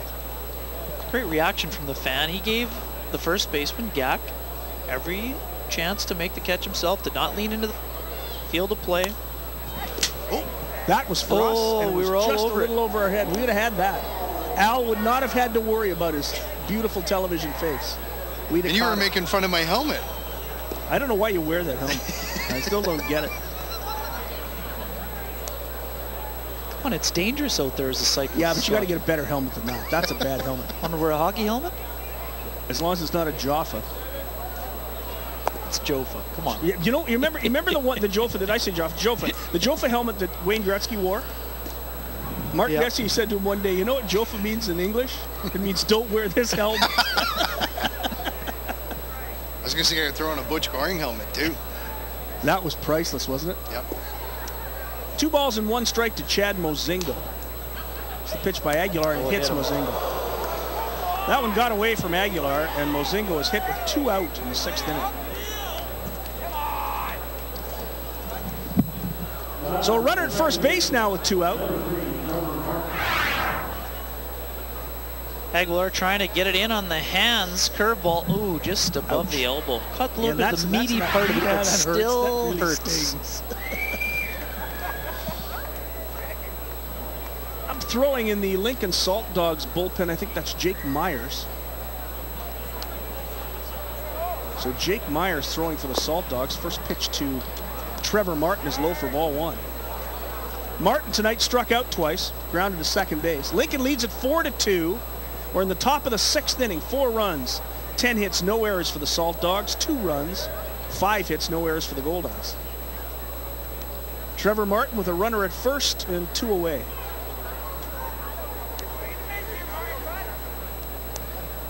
Pitch from Aguilar is pop foul, not a play. The youngster, Jeffrey Stoner, who pitched very, very well the other night, up warming for the Goldeyes. Souvenir. Young man has himself a baseball, and he's happy about it.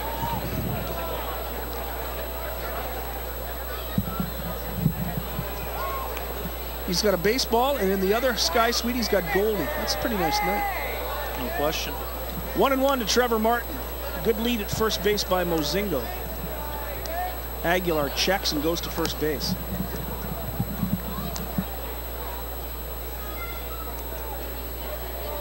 The youngster, the newcomer, Jeffrey Stoner, up throwing.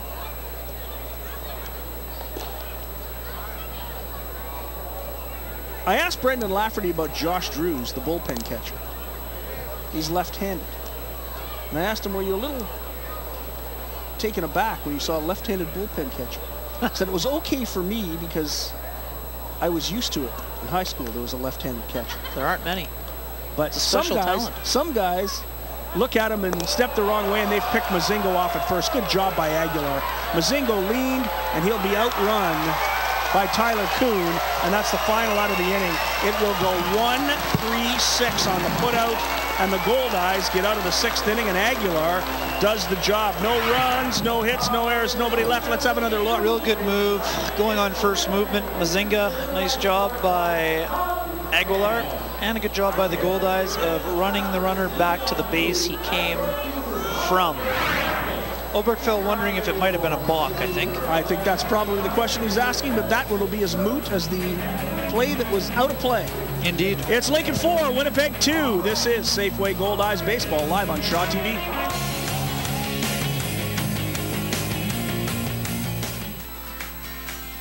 Tonight's game is brought to you by Safeway. The McDonald's Winnipeg Goldeyes Summer Skills Camp will take place at Shaw Park on Monday, July 28th. Kids ages 8 to 13 can learn baseball skills from members of the Goldeyes during this 3-hour camp. For more information and to sign up, visit goldeyes.com.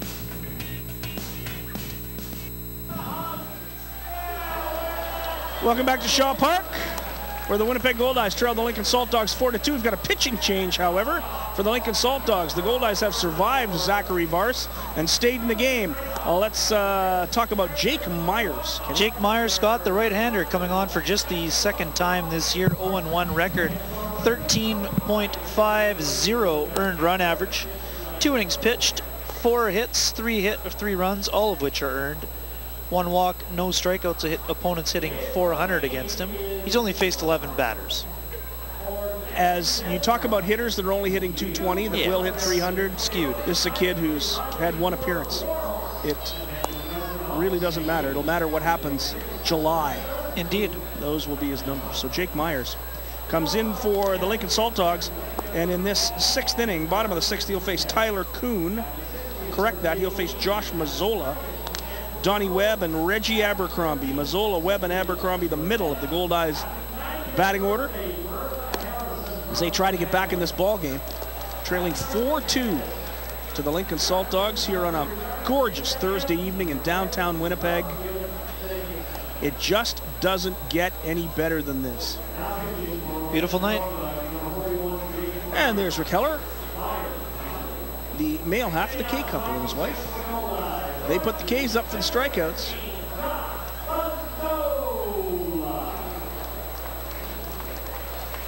Listening to Steve Schuster call the play-by-play on the Jewel 101. Here's the first pitch to Mazzola. It's outside for ball 1.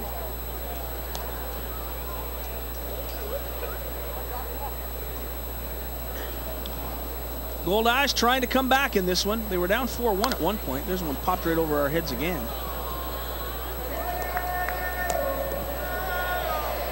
One ball and 1 strike.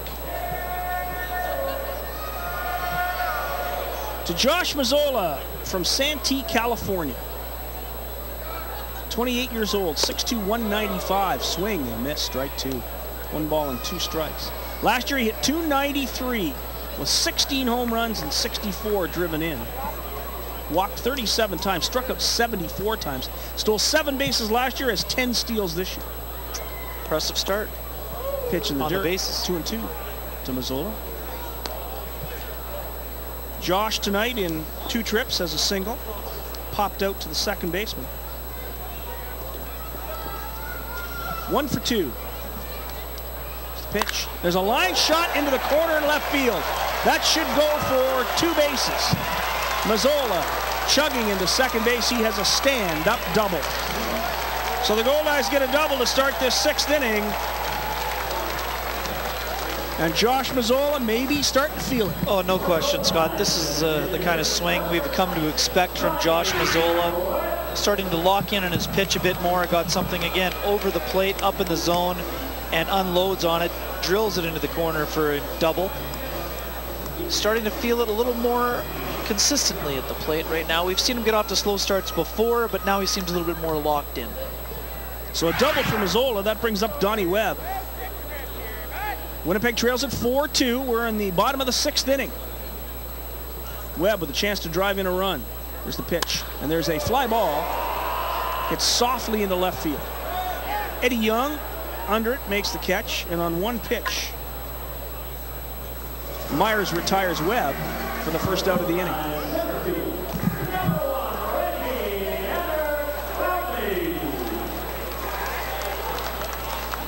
Goldeyes have been sort of chipping away, but you can't really afford to strand a leadoff double in the situation, Scott. Do you believe in the curse of the leadoff double? No. I don't either. I watched Joe Nathan struggle through one today. Pitch by Myers, and Reggie Abercrombie has tied this ball game. That is gone. A home run for Reggie Abercrombie, and we're tied at 4. And a couple of Goldeyes that were slumping, scuffling along have come alive tonight. Reggie Abercrombie a single, and now a towering home run into left field, and the Goldeyes have tied it at 4. Again, what a swing by Abercrombie. Scott, I mentioned to you, he was working on hitting the ball the other way in batting practice. Really does a nice job, just a nice compact swing. Drills it out of the park right there. This home run brought to you by Home Run Sports, proud sponsors of your Winnipeg Goldeyes. Home Run Sports, located at 20 de la Seigneurie Boulevard. Home Run Sports brings you Reggie Abercrombie's game-tying 2-run shot. It's 4-4, and that brings Casey Harther to the plate. Again, pitch up in the zone. Abercrombie was sitting on a fastball. He got one, and well, how about the Yasiel Puig bat flip right there? There's a line shot in the gap. Casey Harther rounds first. He's going into second. He'll have a stand-up double, in the Goldeyes get a double, a home run, and another double from Harther. And they had trouble with Zachary Vance. They are having no trouble with Jake Myers. Yeah, Myers just leaving too many balls up over the plate, Scott. Here's another example. Harther jumps all over a fastball up in the zone, drills it into the gap in left center, and on his horse all the way, gets to second easily. The 1-out double. Causing some more activity in the Saltdogs bullpen. There's a lefty up.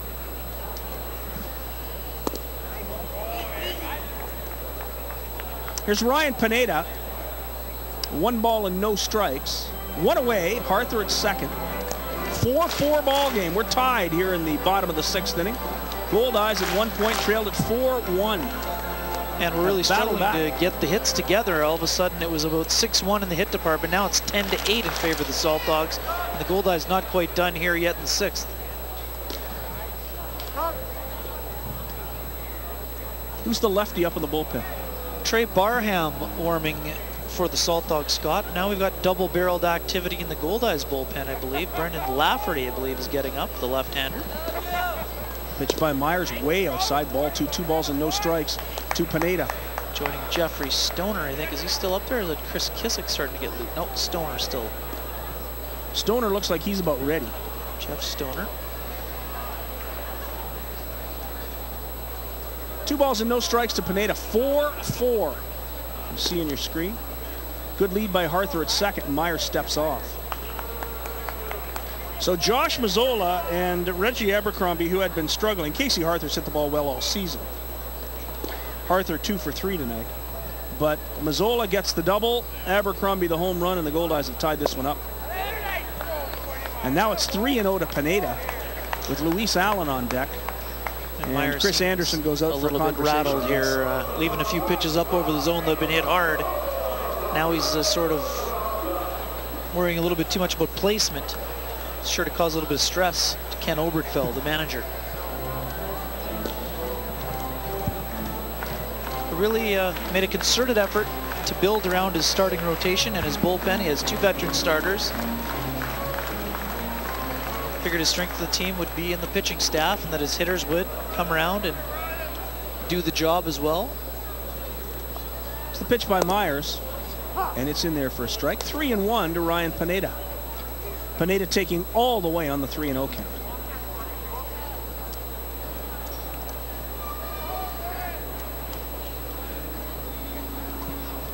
Arthur at second. 1 away. That one's high and inside. Pineda draws a walk.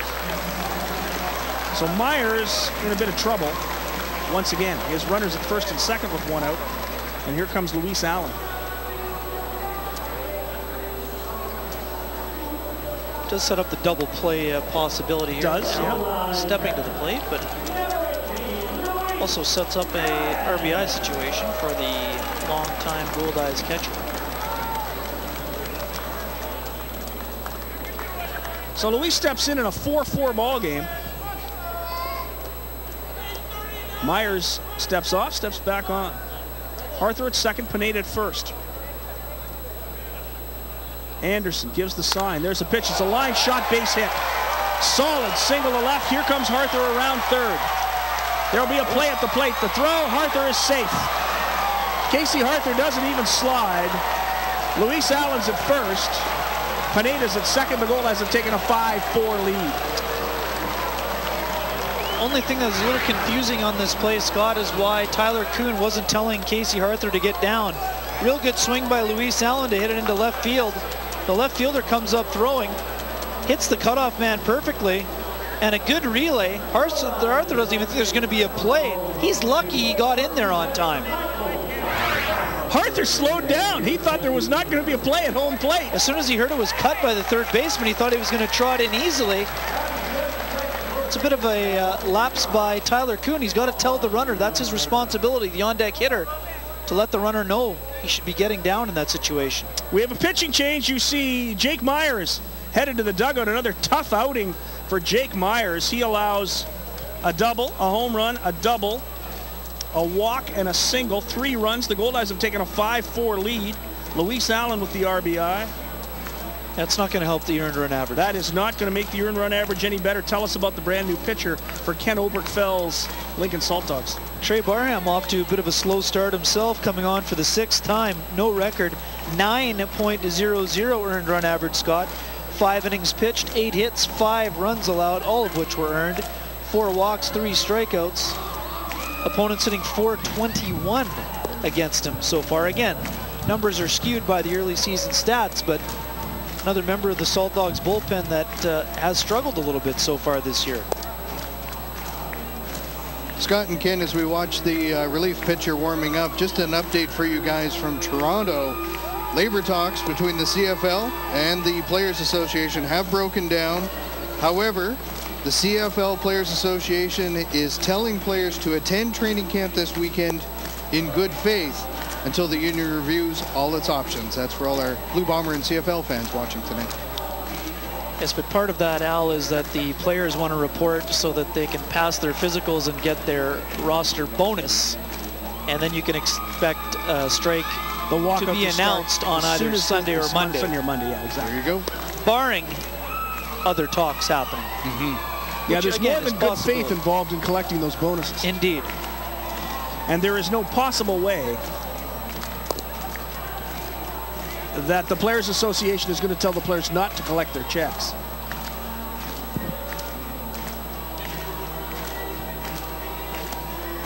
Don't forget, you can always stay connected to the game, and you can stay connected online. Find us on Facebook and Twitter at Shaw TV Winnipeg.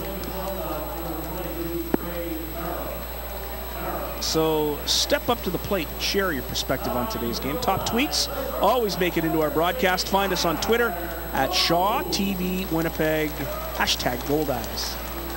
Kids love them hashtags, don't they? Here's Trey Barham. The lefty going to face the left-handed hitting Tyler Kuhn, the leadoff hitter for the Goldeyes. Runners at first and second, just one away. Winnipeg down 4-2 heading into the inning. They've scored 3, taking a 5-4 advantage. Barham checks the runner. Here's the pitch to Kuhn. It's low for ball 1. Goldeyes have done a nice job of chipping away, and then coming through with the crooked number here in the 6th inning. 3 runs up already, and potential for more here with the hot-hitting Kuhn at the plate. Already with 2 extra base hits in the contest. Another pitch low and outside. 2 balls and no strikes to Tyler Kuhn. Tyler Kuhn in today's game has a triple and a double. A ground out to third.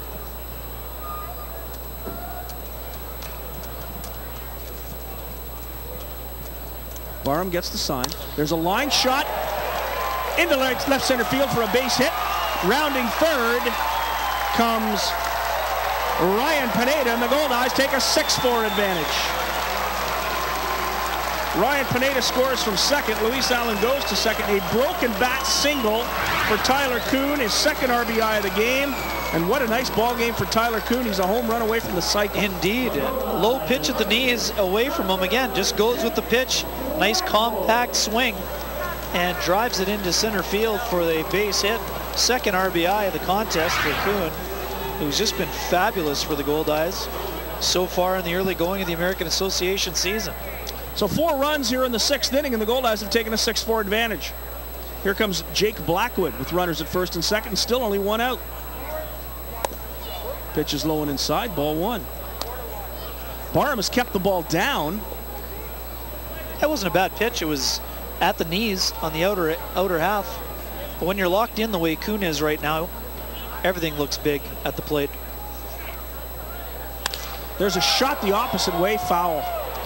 Boy, was that hit hard by Jake Blackwood, but just foul. Again, sometimes all it takes is one good swing. He came up to the plate, got a sacrifice fly. All of a sudden, he's locked in a little more. So 1 ball and 1 strike to Jake Blackwood. Luis Allen's down there at second. Tyler Kuhn having a great ball game as at first. Here's the pitch by Barham, and it's fouled off. Error on that fan. Yeah, I would say. Hit him right in the hands. He was camped under it. Thought he, oh, souvenir though. That young lady got a souvenir. Very happy. Yes. Maybe it's an intentional boot. Might have been. Oh, and how about this? Oh, and how about that? Oh. Everybody's happy. 1 ball and 2 strikes to Blackwood. Here's the pitch. That's popped up. Gack, the first baseman, catches it in fair territory. That's the 2nd out of the inning. So Blackwood pops out to Gack at first, and here comes Ray Sadler. See the disappointment from Blackwood there as he got a pitch that he knew he could handle, but just missed it, causing the lazy pop-up on the infield. The Goldeyes batted around. This is the 9th hitter of this 6th inning. It all started out with Josh Mazzola's double. Donnie Webb flied out, and then Reggie Abercrombie hit it into the river, make it 4-4. Casey Harther doubled. Ryan Pineda walked. Luis Allen singled in a run, and Tyler Kuhn singled in a run. We got runners at first and second. 4 runs in, 2 away. And here's Sadler. First pitch is high for ball 1. Big spot here again for Sadler to maybe provide a little bit of insurance. Sadler today 0 for 3. It's Barham's pitch, and it's popped up. Again, it's Gack coming on. Gets under it and makes the catch. So 2 foul outs to first in the inning, but the Goldeyes take the lead. They get 4 runs on 1, 2, 3, 4, 5 hits. There are no errors and 2 left. We played 6 complete here at Shaw Park. The Winnipeg Goldeyes put up a 4 spot, and they come back to take a 6-4 lead This is Safeway Goldeyes Baseball. We'll go to the 7th here at Shaw Park.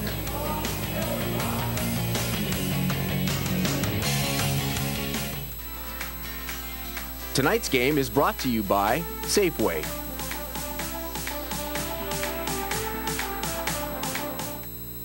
Recycle Everywhere presents the 2014 All-Star Game Skills Competition on Monday, July 28th at Shaw Park. The best of the American Association will go head-to-head in a battle to determine the most skilled player in the league, and it will all culminate with the Home Run Derby. That's Monday night, July 28th at Shaw Park, the Recycle Everywhere Skills Competition. For tickets and information, call the Goldeyes office at 204-982-2273.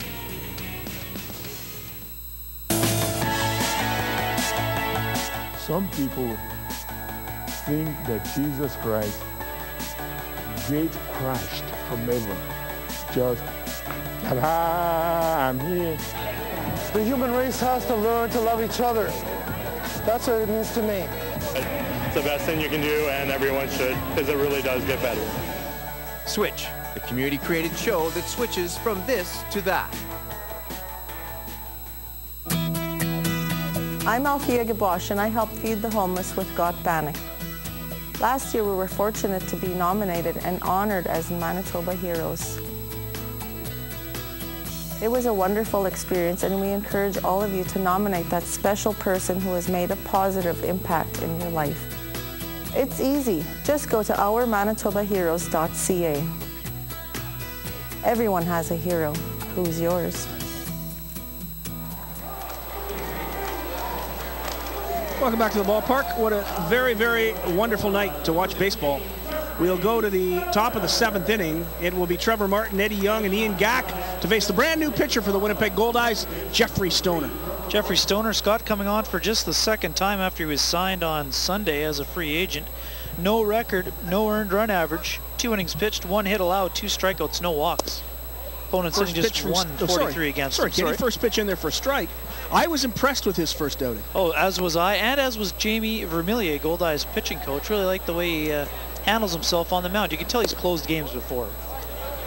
Not that he was strutting around, but you could tell that he was very confident on the hill. And that's something that sometimes young pitchers don't necessarily exude, that sort of confidence. But a guy like Jamie Vermillier loves mound presence. Absolutely. 2 balls and a strike to Trevor Martin from Jeffrey Stoner. We're in the top of the 7th inning. Goldeyes up by 2. They lead at 6-4. It's the pitch by Stoner. That misses. 3-1 to Trevor Martin. Martin tonight struck out in the first, grounded out to second in the second, and then struck out again in the 4th. Stoner's pitch is high, gets away from Luis Allen. Ball 4, and Stoner has walked the leadoff man here in the 7th inning. And that's not what Rick Forney had in mind, and here he comes. That's it for Jeffrey Stoner.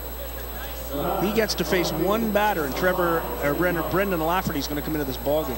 So Trevor Martin is the only guy that Stoner will face, and a slow walk for Rick Forney as he calls on Brendan Lafferty. Well, young pitchers, that sometimes is the way it goes. I think he was only getting 1 batter regardless.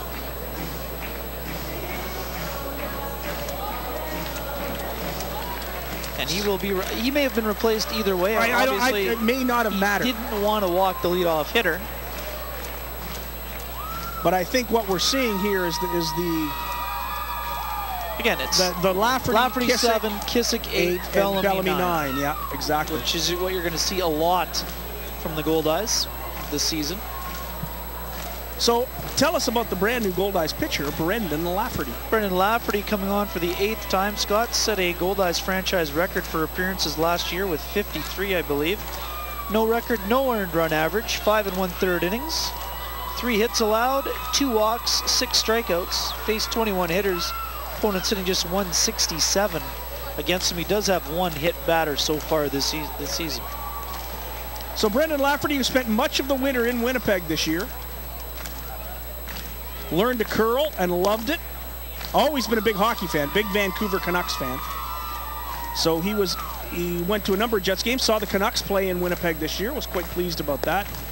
But you could always find Brendan Lafferty out at a Manitoba Major Junior Hockey League game with Josh Drews, and it was amazing to me. I would go to the MMJHL games and then just bump into them.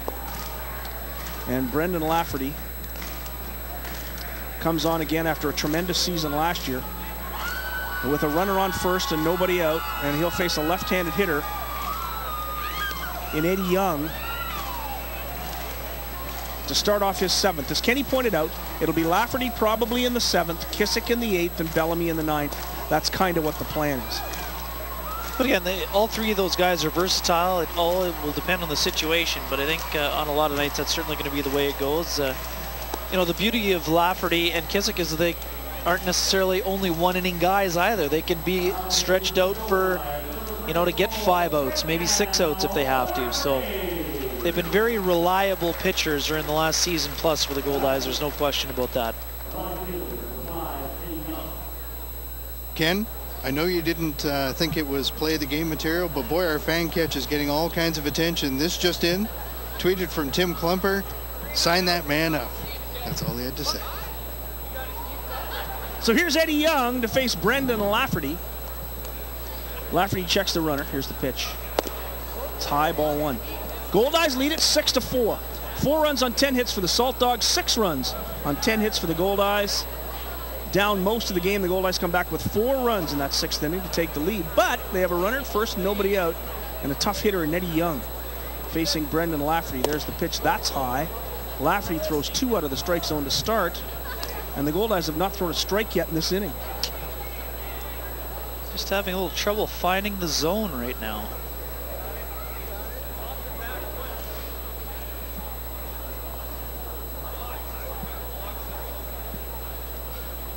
Two 2-0. Here's the pitch. That's in there for a strike, right down the middle at 82. Strike 1 to Eddie Young. Young taking all the way on that pitch, obviously, as he should.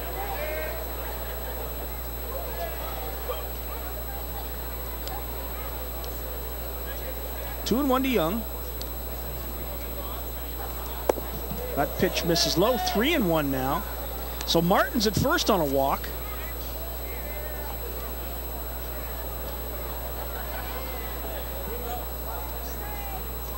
And Lafferty finds himself behind 3-1. Here's the pitch. It's on the corner. 3 balls and 2 strikes to Young.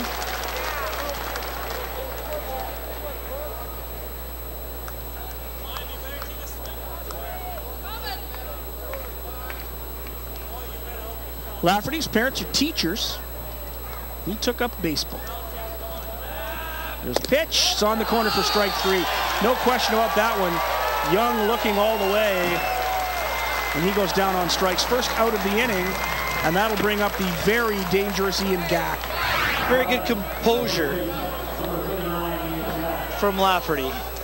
Did not feel afraid about falling behind 3-1. Made 2 very good pitches.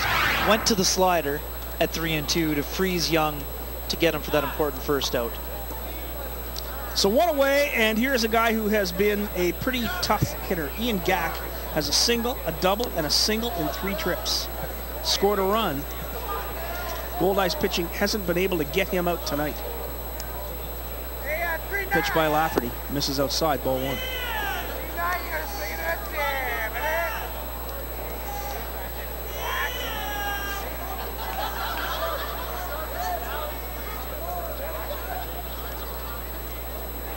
One ball and no strikes. Good lead for Trevor Martin at first. Held by Harther. Here's the pitch. It's in the dirt. Allen loses it. On to second. Goes Trevor Martin. It'll be a wild pitch. That puts a runner at second now in scoring position with 1 out. 2 balls and no strikes to Gack. And the Goldeyes 6-4 lead getting precarious here in the 7th. Slider down in the zone. Allen was in position to block it. The ball just sort of squirted to his right, allowing Martin to advance.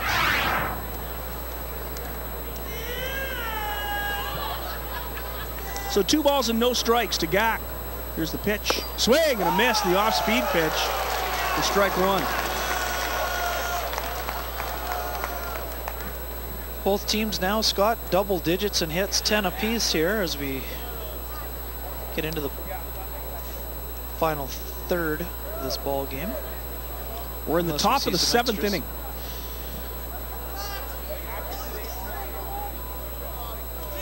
Goldeyes lead at 6-4.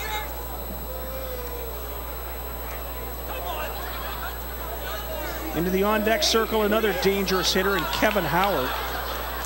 Howard has 2 singles, safe on a fielder's choice, a stolen base, and 2 runs batted in. This is the toughest part of this Lincoln order.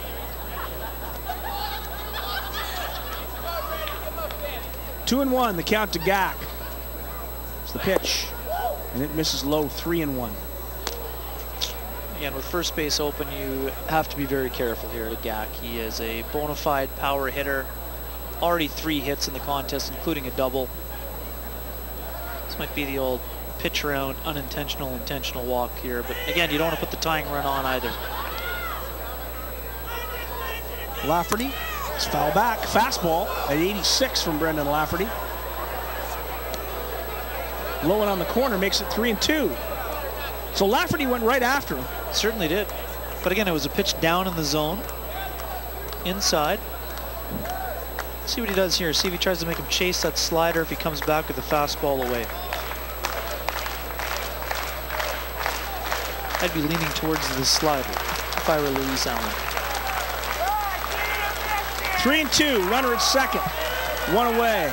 Lafferty facing Gak. Here's the pitch. Misses outside for ball 4. So the second walk of the inning, the first given up by Stoner. This one allowed by Lafferty.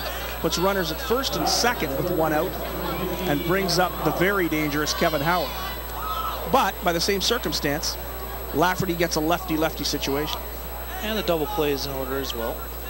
Well, Howard has certainly shown that he runs well this evening. Lafferty went to the fastball there, but away. Just a little bit too far outside. Lafferty kicks and delivers. And it's in there for, there's an appeal and a no strike call. So 1 ball and no strikes from Kevin Howard.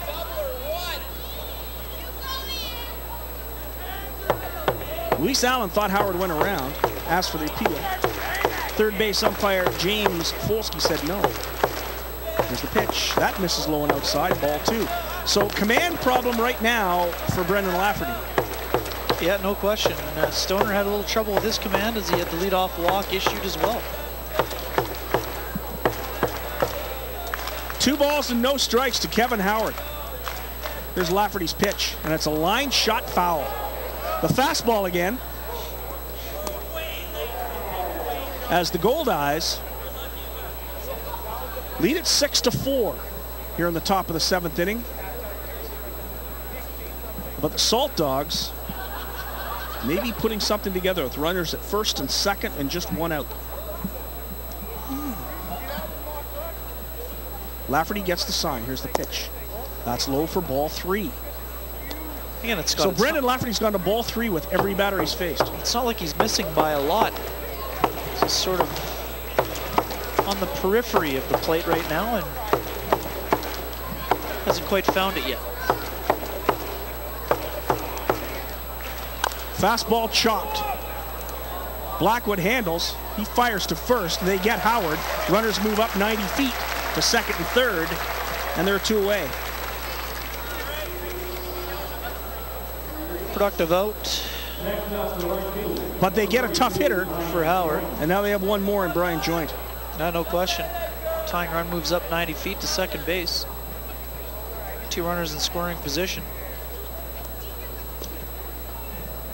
Exact scenario the Goldeyes struggled with against Sioux City this week. Let's have a look at it. This is a tough play because of how high the ball bounces. Blackwood does a nice job of charging the baseball, and he's going to have to hustle to get the speedy Howard at first. First pitch to Joint, low and inside, ball 1. Brian Joint tonight struck out in the first, grounded out to short in the third, and singled in the 5th. 1 for 3 on the evening. Goldeyes lead at 6-4.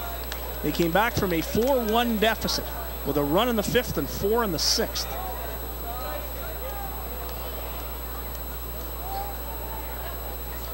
Lafferty kicks, delivers. That's in the dirt. 2 balls and no strikes. So Lafferty falls behind again.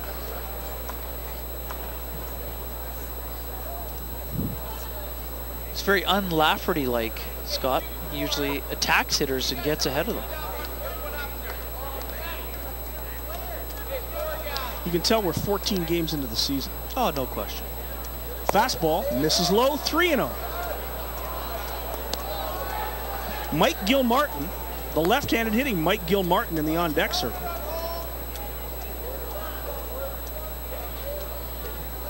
You have 2 runners in scoring position now, and they are going to walk Brian Joint. That'll go as an intentional walk. Ball 4, Allen takes it way outside, and that'll bring up the left-handed hitting Gilmartin. The bases loaded with 2 away. Brendan Lafferty has gone to 3 balls on every batter he's faced. Every hitter in this inning has had ball 3.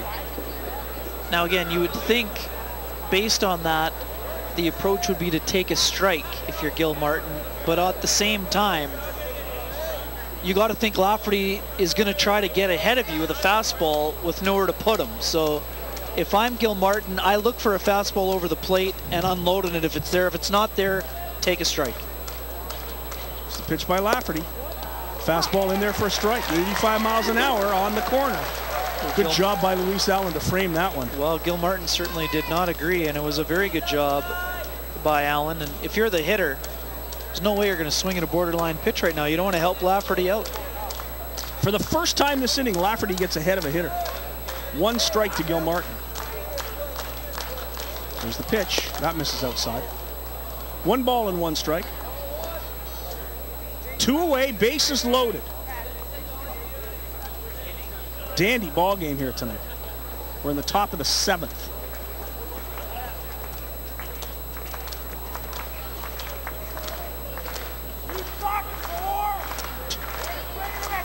Love the fans. Pay your money, say what you want. Here's the pitch, swing and a miss. Strike 2, a ball and 2 strikes. We got a leather lung right below us, and he has been all over these Lincoln hitters all night long. This is the thing about Lafferty being an experienced pitcher. Bases are loaded, he's not rattled whatsoever. He works to get ahead. Throws a really good pitch, 1-1, to get the count to 1-2. And now he's in complete control, and the hitter's got to shorten up and try to protect the plate. Lafferty kicks, delivers. It's a little fly ball into center field. Reggie Abercrombie right there, and that'll do it. The Goldeyes get out of the jam as Brendan Lafferty gets ahead of Mike Gilmartin. The off-speed pitch, Gilmartin just gets the bat on it and flies out to Reggie Abercrombie, and that does it. No runs, no hits, no errors, and 3 left. 3 walks in the inning. We'll go to the bottom of the 7th. It's the Lincoln Saltdogs 4, the Winnipeg Goldeyes now 6. It's a dandy ball game here at Shaw Park. This is Safeway Goldeyes baseball on Shaw TV.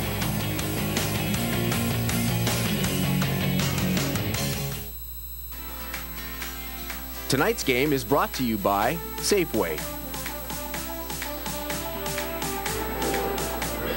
Out in the field, Goldie, Goldette, and Allison Pattison leading all of the Goldeyes fan services reps in the 7th inning stretch, brought to you by the Dugout, the Goldeyes souvenir store. The 7th inning stretch, always brought to you by the Dugout. 2 locations right here in Shaw Park.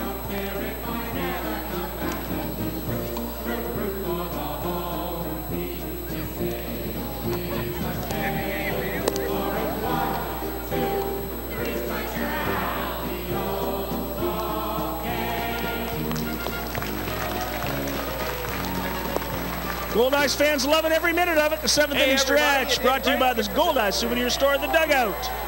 2 locations right here at Shaw Park.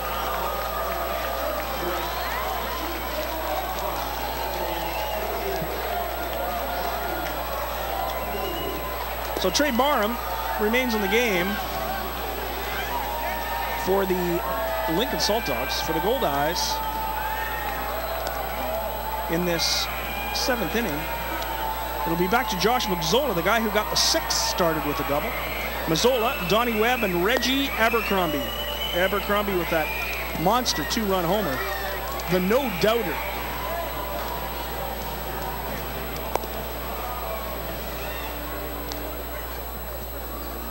So Mazzola comes in struggling, comes in really scuffling. But tonight, he has a solid single and a double. He's really looked confident at the plate today, Scott. Mazzola has stayed confident throughout the drought, and he just took a real good approach to the plate here today. Rewarded with a couple of hits in his first 3 trips.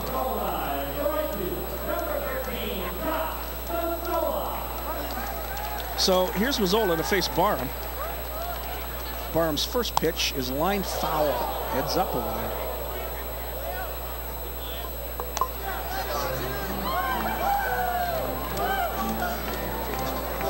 A souvenir. Some happy fans. Pitch by Barham. He's outside. 1 ball and 1 strike to Mazzola. Josh has hit 34 home runs in the past 2 seasons for the Goldeyes. 74 RBIs and 64 RBIs in the past 2 years.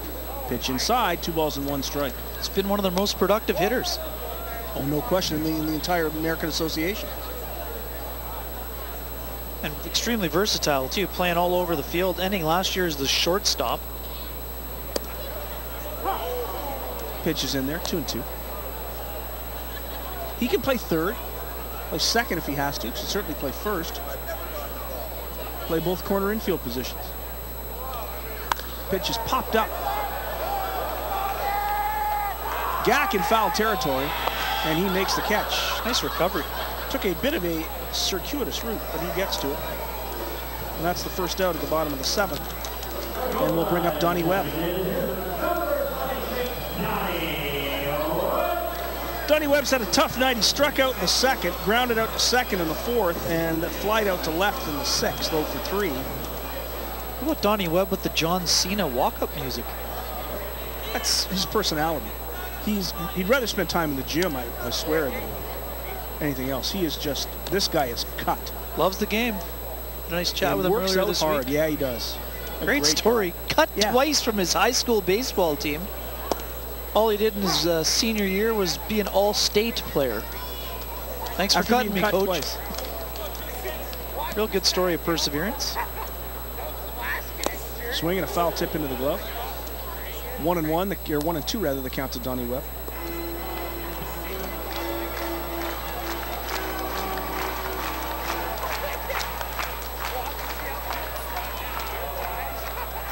There's the pitch, swing and a miss. He struck him out. Donnie Webb, 0 for 4 on the night. 2nd strikeout of the night. And here comes Reggie.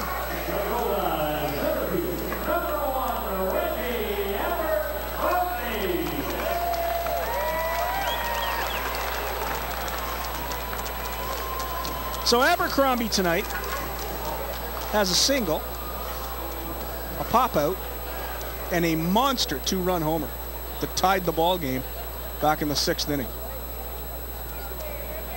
Timely hitting. Barham's pitch misses inside, ball 1. 1 ball and no strikes to Reggie Abercrombie, one of the great veterans of this league. That's one thing you notice about Abercrombie, Scott. Even though he's been scuffling at the plate, his attitude hasn't changed one bit. He's a really upbeat guy. There's a line shot, solid single, a left field 3rd hit of the game for Reggie, so maybe it's coming around. It's not like anybody expected Reggie not to hit. He was going to hit. Oh no, it's just a matter of time. But again, he was a 275 hitter in the big leagues. Not a lot of at bats, but he hit 270. He's an excellent hitter, and like I said, you just had to be impressed by his attitude and approach around the diamond. He wasn't sitting around sulking, knowing he wasn't hitting. He was playing solid defense in center field, and just an upbeat kind of attitude really brings a lot of positivity to the clubhouse each and every day for this Winnipeg Goldeyes team. We have probably a new first baseman because Casey Harther is being hit for by Jordan Guida. I would imagine Mazzola will move to first and Guida will move out to the outfield, which is his natural position. Yep. So Jordan Guida, who is hitting .583. There goes the runner, and Abercrombie's picked off. There's the throw, they throw it away, and Abercrombie steals 2nd.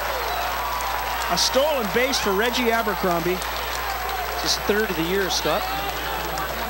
Abercrombie was picked off, but he is so fast and had such a lead. It was one of those moments. But he wasn't turning back. Good hustle. Oh, does a nice job of avoiding the knee to the helmet. Accidental, obviously. So a stolen base for Abercrombie puts him in scoring position for Jordan Guida. Guyton homered yesterday, the only run of the game for the Goldeyes. First solo blast. First pro home run for the youngster from Arizona. Scott and Ken, your National Hockey League Eastern Conference champions for 2014, the New York Rangers. Final score 1-0. 3 guesses as to who stole the show, and the first 2 don't count. Henrik Lundqvist. Oh, one guy tweeted, it looked like he's been trained by ninjas. And I actually just witnessed him headbutt a puck. That's his trademark move. Yeah. But he did it in a 1-goal game with 1 minute left. That's what you have to love about Henrik Lundqvist. Yep. Very calm. A ball and 2 strikes to Guida. Here's the pitch. It's a ground ball to third baseman. Handled by Howard. Fires across the diamond. Gets Guida, and that'll do it for the Goldeyes in the 7th inning. No runs on a hit. A single by Reggie Abercrombie. No errors and 1 man left. We played 7 complete here on a gorgeous night for baseball at Shaw Park as you look at Trey Barham and catcher Chris Anderson of the Lincoln Saltdogs. It's the Winnipeg Goldeyes 6, the Lincoln Saltdogs 4. This is Safeway Goldeyes Baseball live on Shaw TV.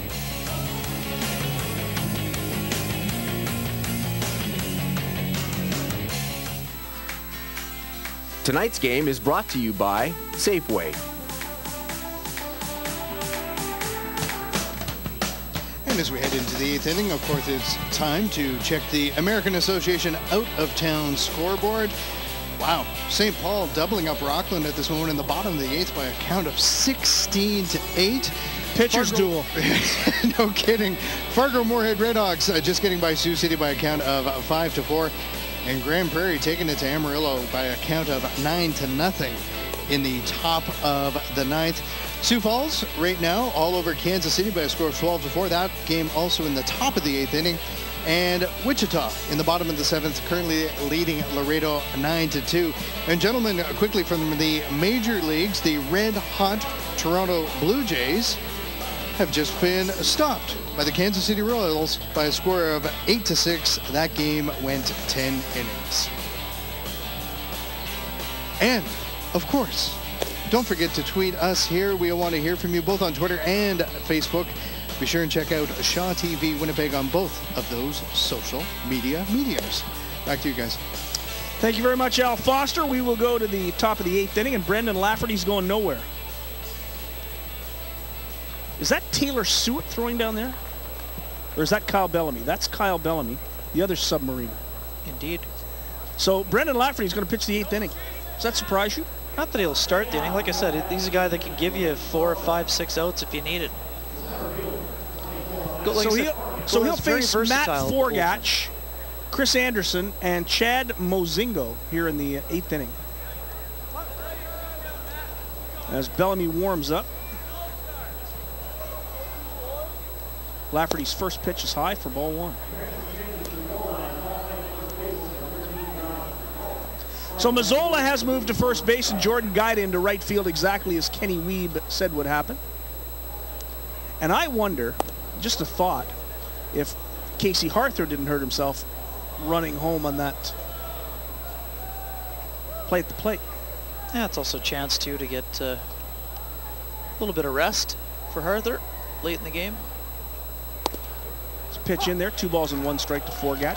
Forgach in today's game has a double, a ground out to second, and a fly out to left.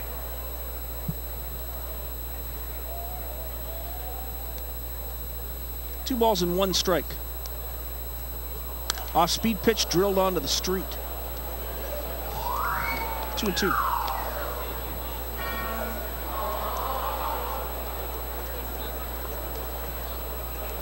So 2-2 to Matt Forgach. First batter to face Brendan Lafferty here in the 8th inning.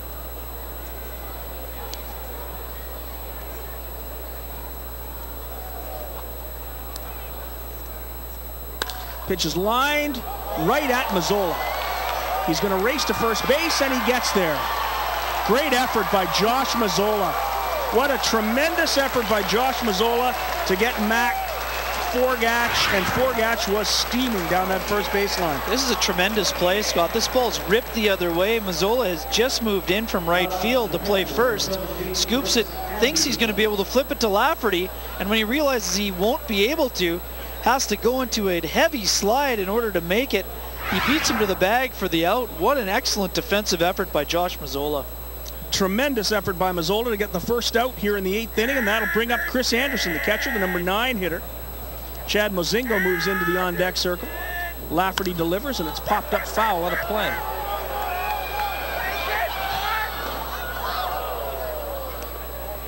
I think it looks like Arthur's just down by the Goldeyes, in the Goldeyes dugout on the top step, sitting down, so doesn't appear to be in any injury discomfort. Just getting a little... Although he's right beside Stephen Waddy, the late athletic inning therapist. breather.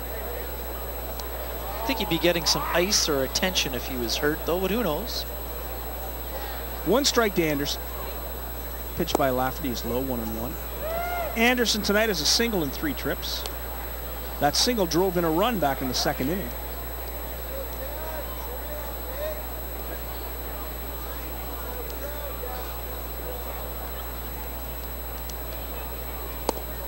Pitch misses. Goldeyes have 6 runs on 11 hits. Saltdogs 4 runs on 10 hits. Chris Anderson, one of the 2 young catchers on this team, from San Diego, California.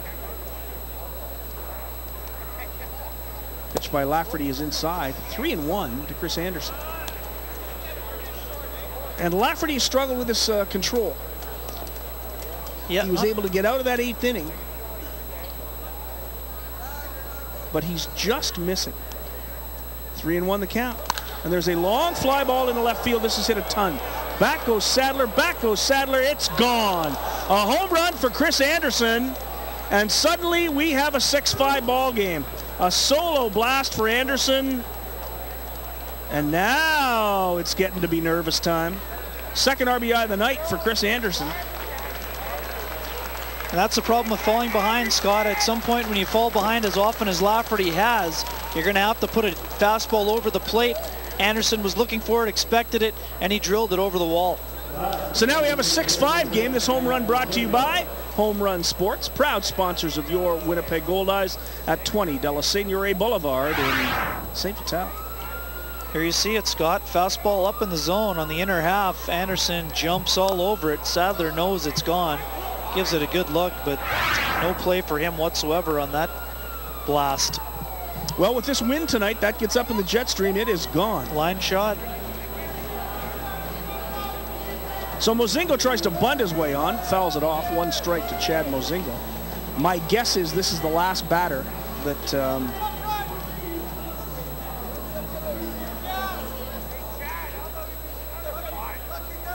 Brendan Lafferty will face tonight. Bellamy is ready to go, and there's a right-handed hitter in the on-deck circle. 1 strike to Chad Mozingo. Here's a pitch, and it's lined into center field for a base hit. Solid single to center, and here comes Rick Forney, and that's it. So there'll be a runner on first for Kyle Bellamy, as Brendan Lafferty got the first out of this inning on a hard ground ball that was handled beautifully by Josh Mazzola. But he had nothing left. And Lafferty's done, and here comes Kyle Bellamy. Tell us about the brand new pitcher for the Winnipeg Goldeyes, Kyle Bellamy. Bellamy signed by the Goldeyes to be the closer this year, Scott. This will be his 6th appearance, no record, and a 7.71 earned run average. 4 2/3 innings. He's allowed 4 hits, 5 runs, 4 of which are earned. He's walked 5, struck out 2. Opponents hitting only .235 against him so far. He has hit 3 batters. Between him and Chris Kissick, they have taken care of the save situation so far. Kissick with 3 saves, Bellamy with 2. So Kyle Bellamy, the brand new pitcher for the Goldeyes. Brendan Lafferty had an interesting time in there. He walked 2, got all 3 outs in the 7th inning, and then gave up a home run and a single in the 8th. So 1 run over an inning and a third. 2 hits. A strikeout, 2 walks. So Kyle Bellamy's got to get 5 outs for his manager tonight with a 1-run lead. Now, we were talking yesterday while we were watching Taylor Suet, who is more a classic submariner. Kyle Bellamy, a bit of a sidearmer, although he gets way down to throw that sidearm pitch. There have been a lot of classic submarine pitchers. That's not quite the submarine. No, it's more of a 3/4 release. but he really gets down. I mean, Kyle Bellamy is not a short guy. Oh, he's 6'5", 220. But he gets right into that pitch. Yes, it really is different. So you look at a guy like Chad Bradford or Dick Hall or Kent Tekulve. They're classic submariners. Yeah, Dan Quisenberry was the one who stood out in the 80s for me. Tekulve and Quisenberry were the two sidewinders, if you will. Brad Ziegler, who pitched in this league and went to Oakland. Interestingly enough, when I spoke with Chris Kissick for a story earlier this week, the Phillies asked him to go to sort of the three-quarter, not quite submarine, and it ended up causing an injury that sort of led to his release from the organization.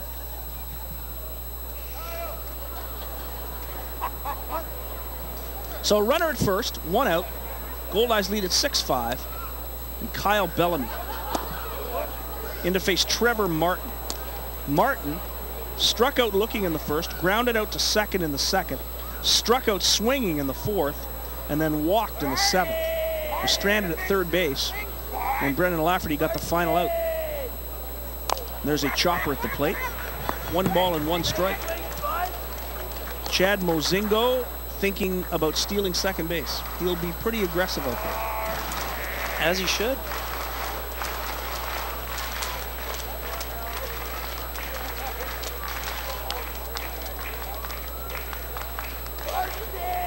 One ball and 1 strike to Trevor Martin.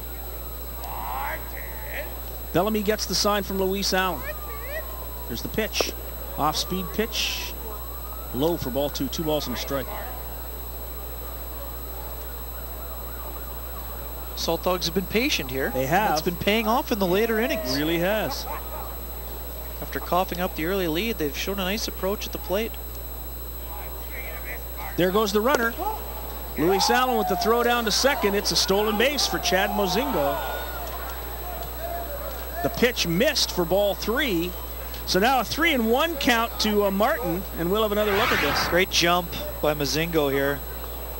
That's his 9th bag stolen this year, Scott, so we knew he had the speed. Gets himself into scoring position. Tying run now at second base with just 1 down for the Saltdogs. Bellamy checks the runner. Here's the pitch. Off-speed pitch, swing and a miss. That's a beautiful slider. Real good pitch. It's tough to get your timing down against those sidewinders, or three-quarter pitchers, if you will. Especially when they come with that sweeping slider. And that's what that was. 3-2 the count. Bellamy just misses low for ball 4. So Martin draws a walk.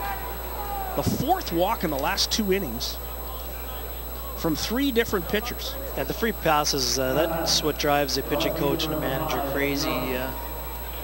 Again, you understand in a tight game, you want to be careful, but you just can't afford to walk guys in this situation. Comes the left-handed hitting Eddie Young. Eddie Young is 0 for 3. Grounded out in the 3rd after replacing John Gaston. Flied out to center field in the 5th and struck out in the 7th.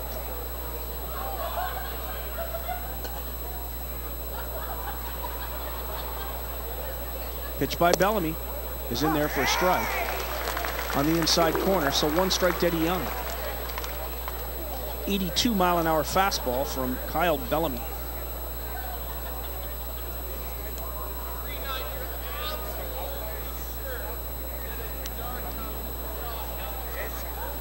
Bellamy's pitch is right down the middle, and he quickly gets ahead 0-2 on Eddie Young. Now you can fool around a little bit. Yeah, he's still got to be careful, though. Tying run at second, but certainly opens up the realm of possibilities for what pitch you want to throw here. If you want to waste one or go right at him. Bellamy checks the runner. Here's the pitch. It's foul back. Bellamy went right after him, and Young just got the bat out in the pitch. It's an 81-mile-an-hour fastball from Kyle Bellamy. Nice job of wasting it to stay alive. 1 out. Runners at first and second. A pretty fun 6-5 ball game. Lots going on tonight. Pitch by Bellamy, the curveball again, well, slider in that case. and quickly. But it was tipped, foul, and dropped. Just got a piece.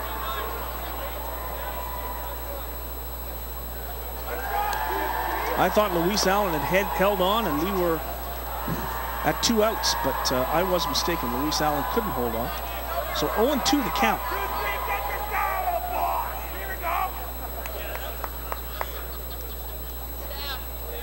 Bellamy gets the sign from Luis. Checks the runner. Here's the pitch. It's fouled back again.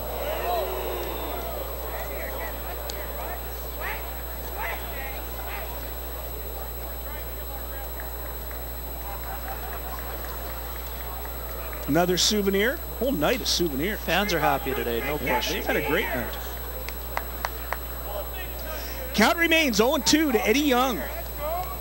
Runner still at first and second. 1 run in on the home run. 6-5 Goldeyes lead it. Here's the pitch. Misses outside. 1-2. Almost got Eddie Young to chase, but Young held up. Good at bat after falling behind.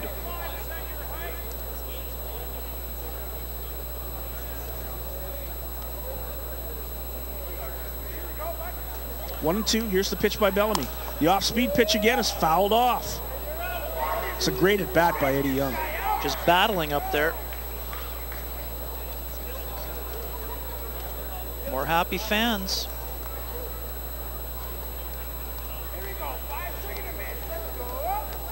Kids are thrilled, aren't they? They are. Get a Parents baseball, are thrilled. Kids Kids are thrilled. A great night. Hecklers have been thrilled today, too. Hecklers have been spectacular today. They've been everywhere. 1-2 the count to Eddie Young. Mozingo at second. Martin at first. Here's the pitch. Off-speed pitch back to the mound. Kuhn steps on second, fires to first. It's the double play, and the Goldeyes get out of it in the 8th. Great effort by Kyle Bellamy. 6 unassisted to 3 double play, and the Goldeyes get out of it. For Lincoln in the 8th inning, they get a run on the solo homer. 2 hits, no errors, and 2 left. We'll go to the bottom of the 8th inning. It's Winnipeg 6, Lincoln 5. This is a thriller here at the ballpark. It's Safeway Goldeyes Baseball, and it's live on Shaw TV.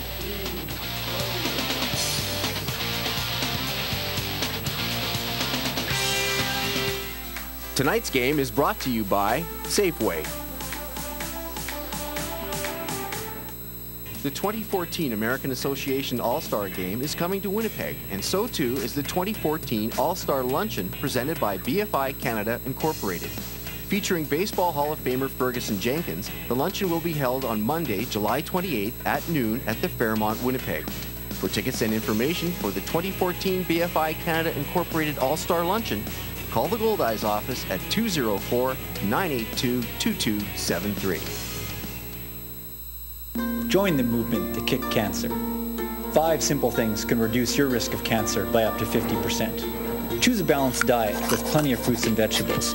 Get active to maintain a healthy body weight. Avoid tobacco and secondhand smoke. Protect yourself from UV rays. Follow cancer screening guidelines and see your doctor for regular checkups. Take the pledge to reduce your risk of cancer. Join the movement at kickcancer.ca. An initiative of Cancer Care Manitoba Foundation, supported by Safeway. Scott. Welcome back to the ballpark. As we go to the bottom of the 8th inning, the Winnipeg Goldeyes will continue to face Trey Barham. And the Goldeyes will bring Ryan Pineda, Luis Allen, and Tyler Kuhn to the plate. Tyler Kuhn just a home run away from the cycle tonight.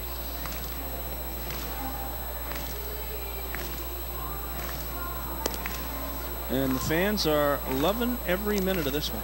So Scott and Ken, the gentleman who caught the ball earlier in the stands, his name is Jim Busby.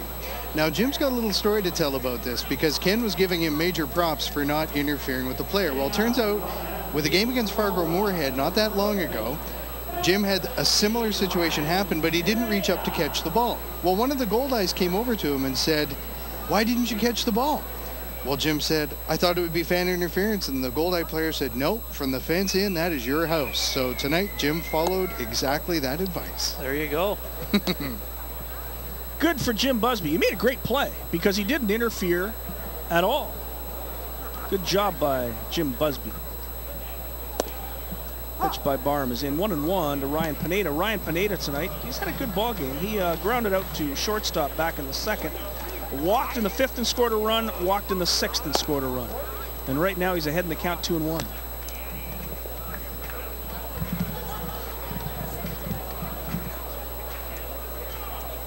Barham pitching in his 3rd inning, and that's in for a strike, 2-2. Nobody up in the bullpen.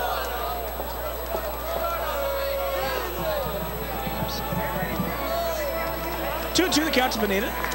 The crowd and the hecklers didn't like that call much from home plate umpire Steve Linton. Barham kicks, delivers, that's high, 3-2.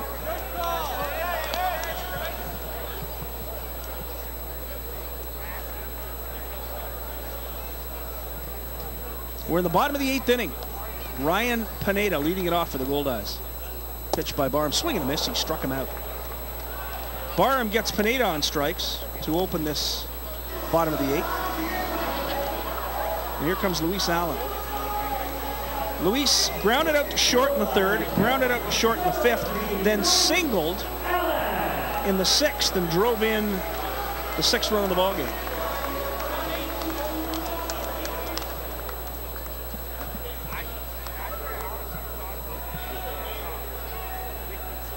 Barham's pitched Luis's way outside for ball 1. Luis Allen spent his winter in Nicaragua playing winter ball.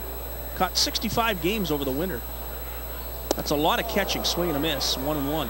Off-speed pitch fools Luis Allen. Interesting battle of the bullpens here this evening, Scott. A couple guys roughed up, a couple guys couldn't find the zone, and a couple guys really seemed locked in, doing their job. Now Chris Kissick looks like he could come out for the 9th, or part of the 9th. Now that's quite interesting. Is Chris Kissick with 3 saves now going to be the 9th inning pitcher? Well, they both sort of spread it around. I think it's, Rick Forney said to me the other day, it's all situational. And the beauty about Kissick is that he just wants to be out there. Doesn't matter if it's 7th, 8th, or 9th inning to him. Just wants to go out there and get some outs.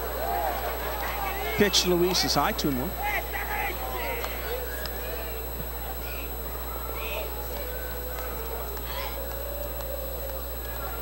Barham gets a sign from Anderson. There's a 3-hopper off the glove of Kevin Howard. I believe this will go for a base hit. We'll see what Steve Eitzen, the official scorer, tells us. It is a single to left field, the 2nd hit of the night for Luis Allen. Hey, when you enter the game hitting 219, you need those. He hit it hard. It was a line shot on 2 hops. 1, 2, and not handled by Howard. Looked like Howard needed to get in front of the baseball. Tough play. Kind of skidded on him as well, similar to that one earlier this week that happened to Josh Mazzola. Yep. First pitch to Tyler Kuhn, the leadoff hitter, is high for ball 1. Only difference was Mazzola didn't get his glove on the other one. I mean, it was ended up ruled an error originally and switched to a hit.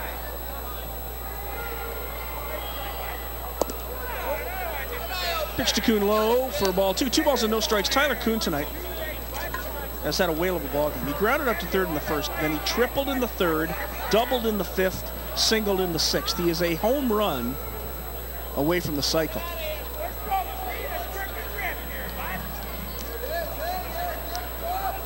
Pitch to Kuhn is in there for a strike. 2 balls and 1 strike. I don't know how many cycles I've seen in this ballpark. I don't think very many. I'm not sure we've seen any. No, I don't think so. A couple have been close, but I don't think we've seen one. We'll have to get our statistician on that one. Pitch to Kuhn is outside. 3 balls and 1 strike. 3-1 to Kuhn. Luis Allen is being held at first base. He stole 9 bags last year.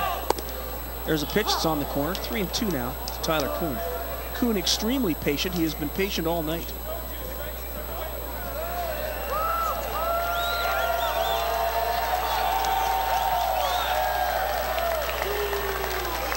Here's Barham's pitch, swing, foul, straight back.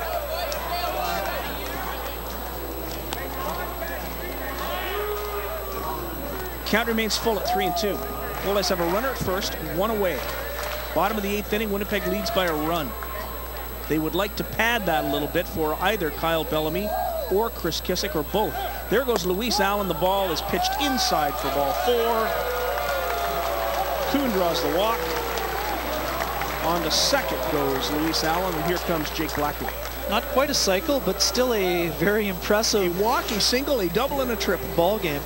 And in order, triple, double, single, walk. Impressive. 4 times on base. I think Tyler Kuhn will take that every night. No doubt. So here's Jake Blackwood. Blackwood has a sacrifice fly and an RBI tonight. He is 0 for 3, however. Grounded out to second, fouled out to third, and popped out to first. First pitch in there for strike 1. Blackwood came in hitting .226.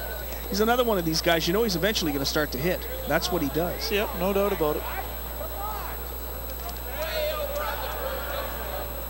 Pitch to Blackwood is in there again for strike 2. 2 big curveballs on the outside corner, and it's 0-2.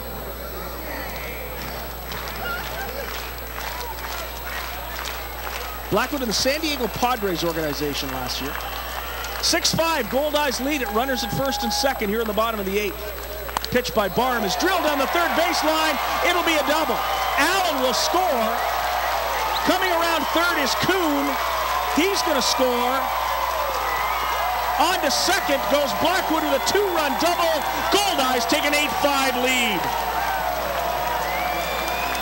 What a huge hit for Jake Blackwood. 3 RBIs on the night. And talk about timely hitting. The Goldeyes had a 6-4 lead, saw that lead dwindle to 6-5, and then with runners on first and second, Blackwood doubles, scoring all the way from first is the speedy Tyler Kuhn, and it's 8-5. It's just a clutch hit from a guy who's been a clutch hitter his whole career, Scott. He's had a better day at the plate, got that sacrifice fly earlier, got a pitch on the inner half, but showed his good hands, got those hands inside, drilled the ball inside the bag for that double that tacked on a couple of very important insurance runs. 13th hit of the night for the Goldeyes. They lead at 8-5. Pitch by Barham to Sadler's foul back. You're going to catch one before this season ends. They're getting close, Kenny. So a huge double for Jake Blackwood. And the Goldeyes take that 8-5 advantage. Ray Sadler with 1 out, the man on second.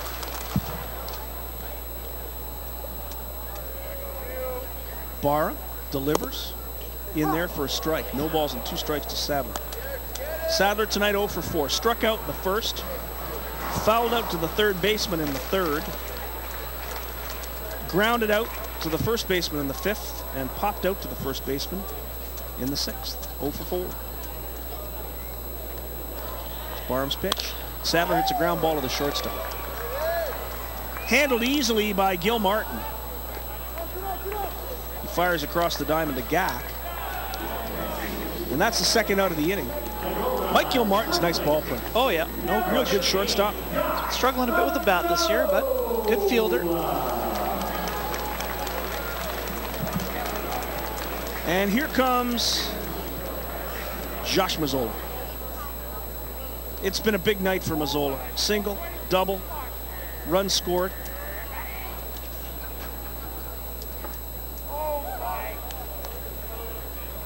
Trey Barham does not like Jake Blackwood at second base. He's got a huge lead.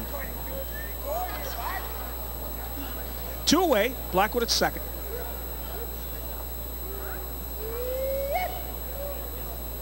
Pitch to Mazzola, swing and a miss. He was going for the river. He was indeed. Mazzola flied out to the third baseman back in the second, then singled in the 4th, doubled in the 6th, fouled out to the first baseman in the 7th. 2 for 4 with a run scored.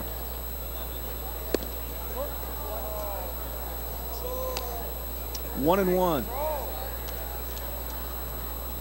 To the Goldeyes MVP last season, Josh Mazzola.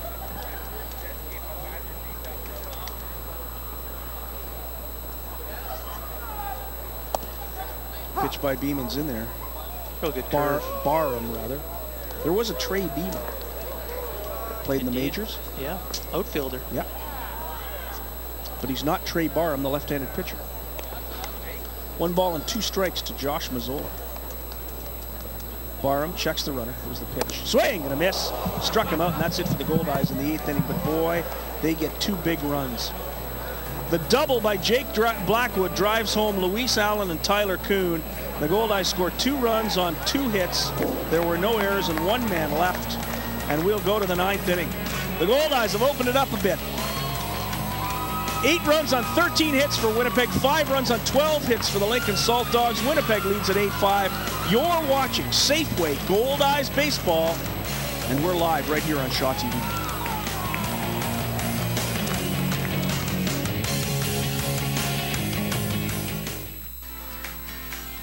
Tonight's game is brought to you by Safeway.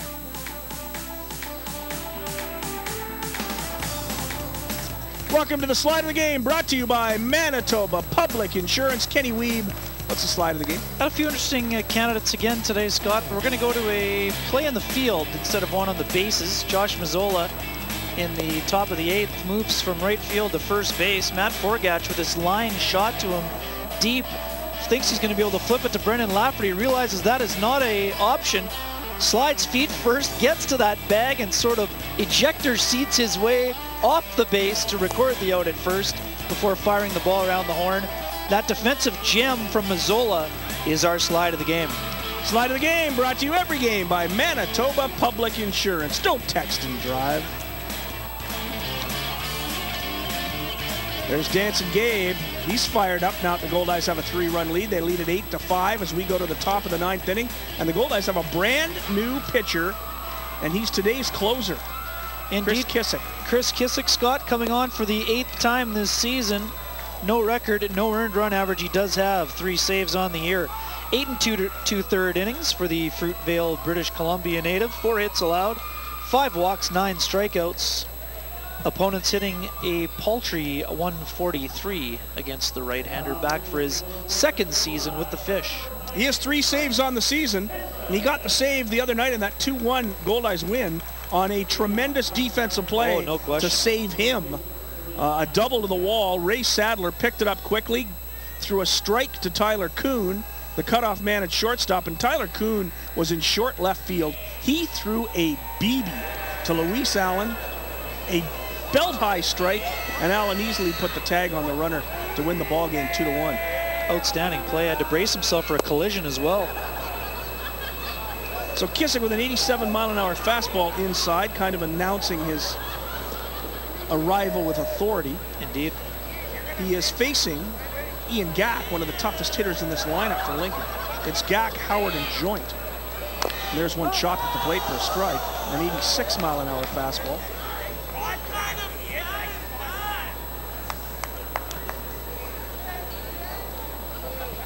So Ian Gack tonight has a single, a double, a single, and a walk. He's been on base all 4 times. That's a dangerous hitter. No question.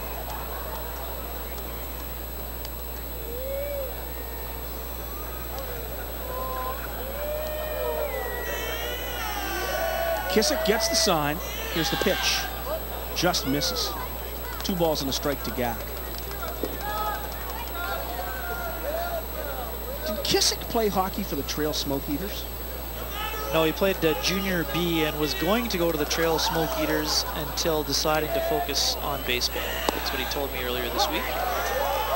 I had to go over the tape. I thought he had said he had played for him, but he went back and said he played Junior B for Beaver Valley, also the hockey club that Barrett Jackman once played for. Oh, no kidding. I saw him play out in Saskatchewan when I was going to Regina. My buddies from St. Malo were playing in the Keystone Cup out in Grenfell, I believe.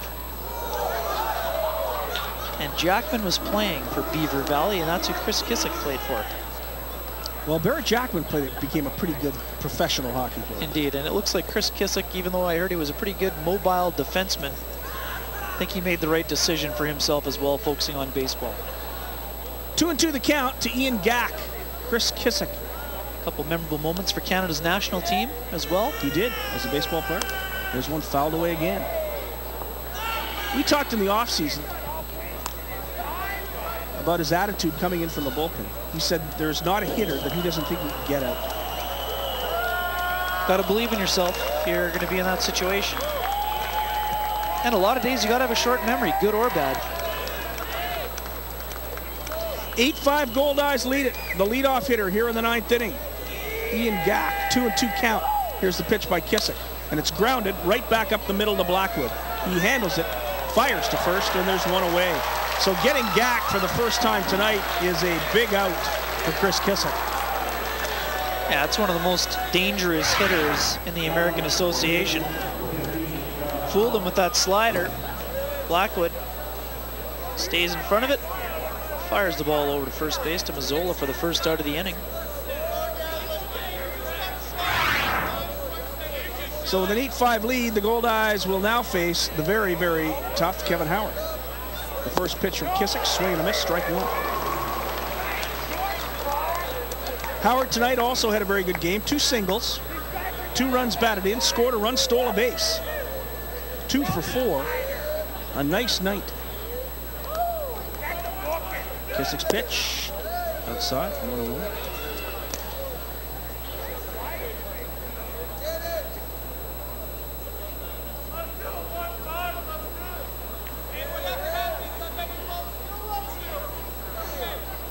Kissick fires. It's in the dirt. 2 balls and 1 strike to Kevin Howard.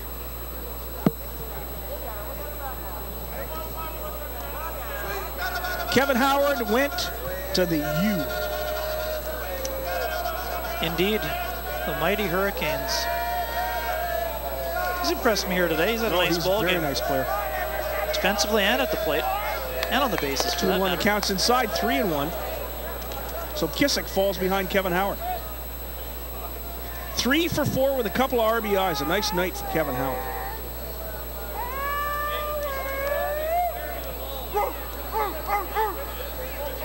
Swing and a miss. 85-mile-an-hour fastball. Howard couldn't catch up to it.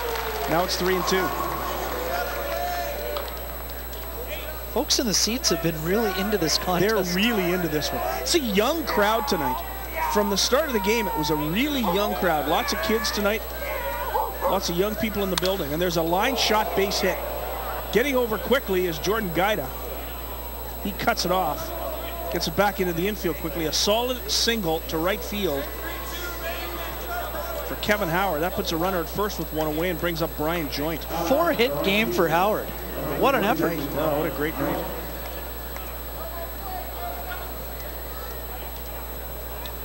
Certainly helped pick up the slack after John Gaston left with that abdominal injury.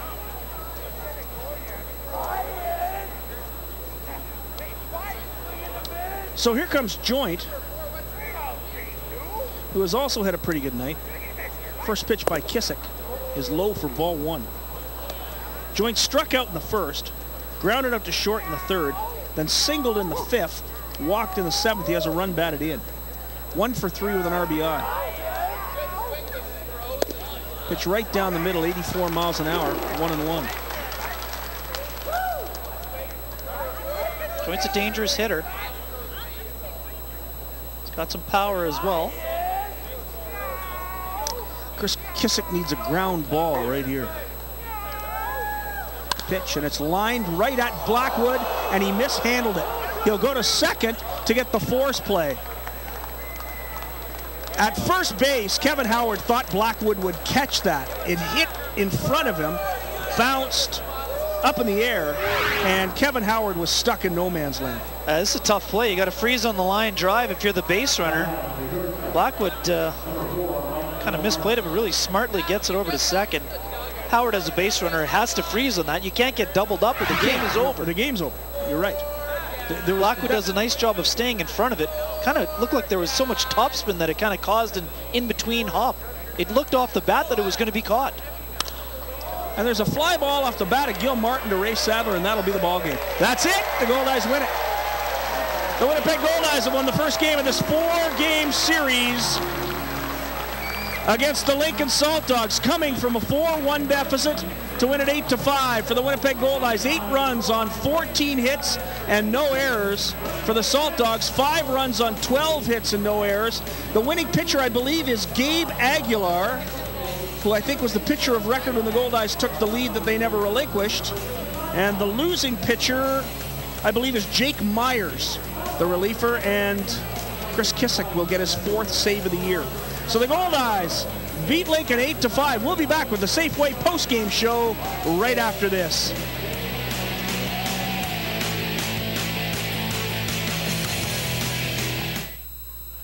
When you're recycling, feel free to keep the lids and labels on your cans and containers. They'll get recycled either way. For more recycling tips from Multi-Material Stewardship Manitoba, visit simplyrecycle.ca. Safeway Goldeyes Baseball is back for another exciting season live on Shaw TV. On Sunday, June 1st at 1:30 p.m., the Fish will battle the Lincoln Saltdogs at Shaw Park, brought to you by Boston Pizza, only on Shaw TV. Welcome back. It's the postgame show brought to you by Safeway. As the Winnipeg Goldeyes win the first game of this 4-game series with the Lincoln Saltdogs, the final score 8-5 Winnipeg. The winning pitcher, Gabe Aguilar, the losing pitcher, Jake Myers, and the save goes to Chris Kissick. The big hits all coming in that terrific Goldeyes sixth inning. The big blow, the 2-run home run by Reggie Abercrombie, and then the hit that put the game away, that double by Jake Blackwood to make it 8-5. The Goldeyes bat started to boom from the 4th inning on. Yeah, no question. They needed to chip away. Gabe Aguilar gave him a chance to get close, and the Goldeyes bats came alive, and they started to drive in runners when they had runners in scoring position, which is what they really struggled with as they lost their series against the Sioux City Explorers. Well, Al Foster is down at field level. Does he have us a player of the game? I believe he does. Let's go down to the Shaw Direct player of the game and Al Foster. Al?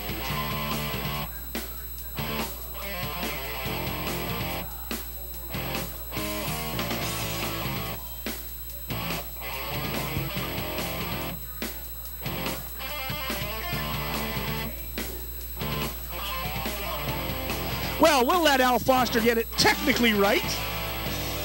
Al's scuffling early in the season himself. We'll go straight to Play of the Game. Play of the Game is brought to you by Shaw Go Wi-Fi.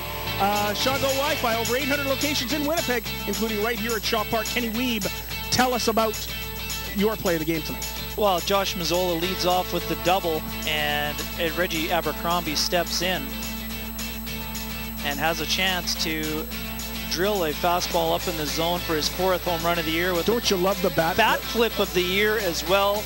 This 2-run home run keyed a bat around inning that saw 9 batters come to the plate, and the Goldeyes scored 3 runs, and they never looked back. That blast by Reggie Abercrombie, who had been struggling, but really had a good day of BP today, and he really took it onto the field in this game tonight.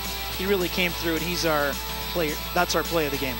Reggie Abercrombie with the Shaw Go Wi-Fi player of the game. Visit us for more information at shaw.ca. Now, this time we're going to get it right. We're going to go down to field level and the Shaw Direct player of the game. Al? All right, guys. Yeah, I'm broadcasting school, OFF to ON when it comes to the microphone. Tyler Kuhn, almost hitting for the cycle tonight.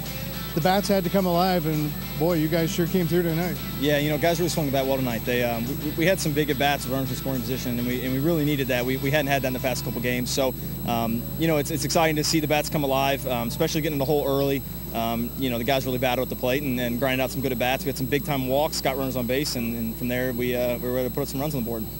Now, I understand Coach Forney really wanted to focus on hitting right now too, and it doesn't put added pressure on, does it? Just maybe get you thinking a little bit more? No, you know, it just makes guys work harder. You know, the cage has been full after, you know, from 2 p.m. till game time. The cage is basically full with guys in there hitting. You know, guys are working hard, and you can see the results paying off tonight. You know, Reggie's been in the cage longer than anybody. Really trying to get it right, and tonight he came through big for us. It's got to feel good for you too, having such a strong start and to get it back going again tonight. Yeah, you know, I was 0 for 5 yesterday. Wasn't really seeing the ball very well. You know, didn't really have a good approach yesterday, and today I got some pitches to drive and gotten some good counts to hit in, and was able to hit a couple gaps. All right, thank you. Congratulations on tonight, and thank you for making time for us. Thank you very much. That was Tyler Kuhn, your Shaw Direct player of the game. Let's go back now to Scott and Ken. Thank you very much, Al Foster. That was your Shaw Direct player of the game. Don't forget, Shaw Direct, your cottage cable satellite provider. Visit shawdirect.ca for more information. Kenny Wiebe, a tremendous game tonight. The Goldeyes got off the schneid after that series loss to the Sioux City Explorers. They win the first game of this 4-game series with the Lincoln Saltdogs, and an important 4-game series. The Goldeyes go to 9-5. They're a first-place club, but they got their bats back. That was the important thing tonight. Absolutely. They just they failed too many times with runners in scoring position that previous series. They looked refreshed today. I mentioned it yesterday. Having an afternoon game, I think, really helped them. It allowed them, it was their first real break after coming home from that 17-day trip, and they looked refreshed. They were a little bit sluggish out of the gate today, but they chipped away, and then really came through with some clutch hits, and that's what you expect from a team that Rick Forney's put together. They have a deep lineup, 1 through 9, and some of their guys who had been scuffling previously got the bats going today with some smart at-bats, and that's what they want to carry over throughout the series. So the Goldeyes hit the ball. They win at 8-5. Tomorrow night, the Goldeyes and the Lincoln Saltdogs will play at 7 o'clock. On Saturday, they play at 6 o'clock. Sunday at 1:30. Al Foster, tell us when we're back and take us home. You know what, Scotty? We are going to be back here on Sunday for that matinee game starting at 1:30 on Shaw TV. And that, of course, will feature these two teams, the Winnipeg Goldeyes and the Lincoln Saltdogs. That's pretty much going to do it for tonight on Safeway's Goldeye Baseball. On behalf of Scott Taylor, Ken Weeb, and our entire Shaw TV team, I'm Al Foster saying so long from Shaw Park.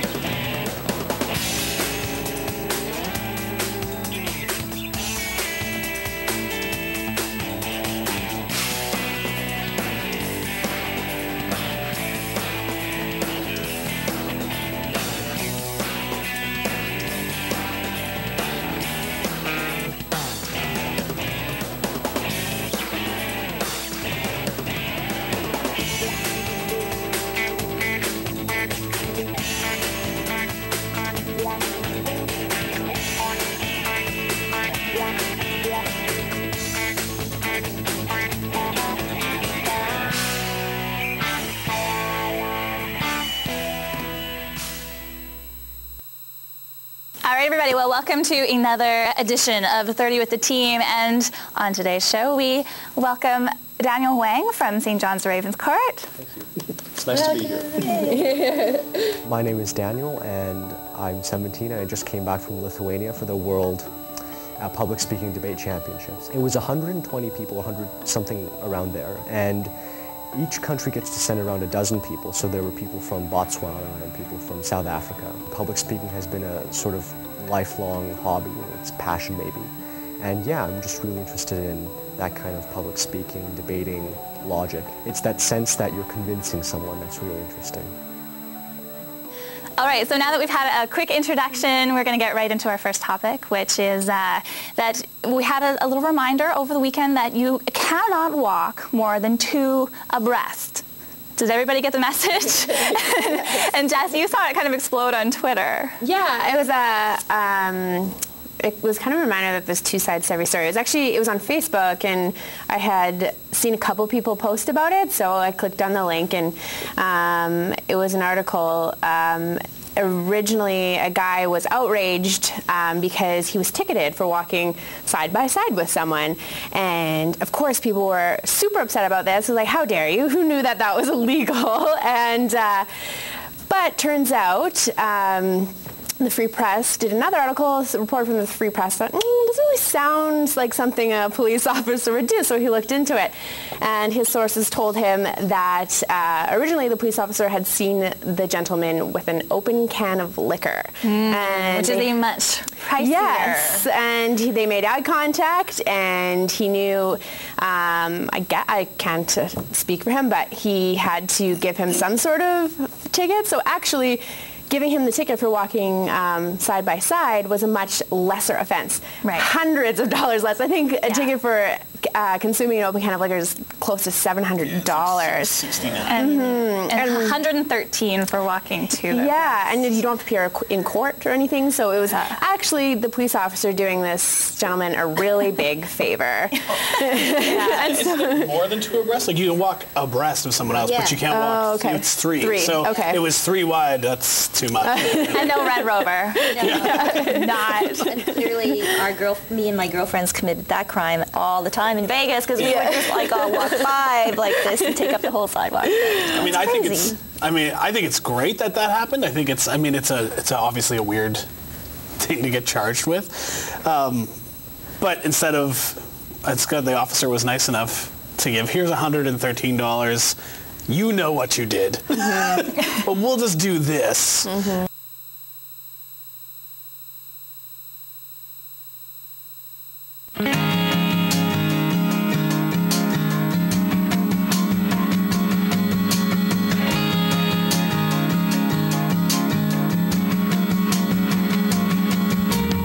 Hi everyone, welcome to Go on the Road right here in Selkirk, Manitoba.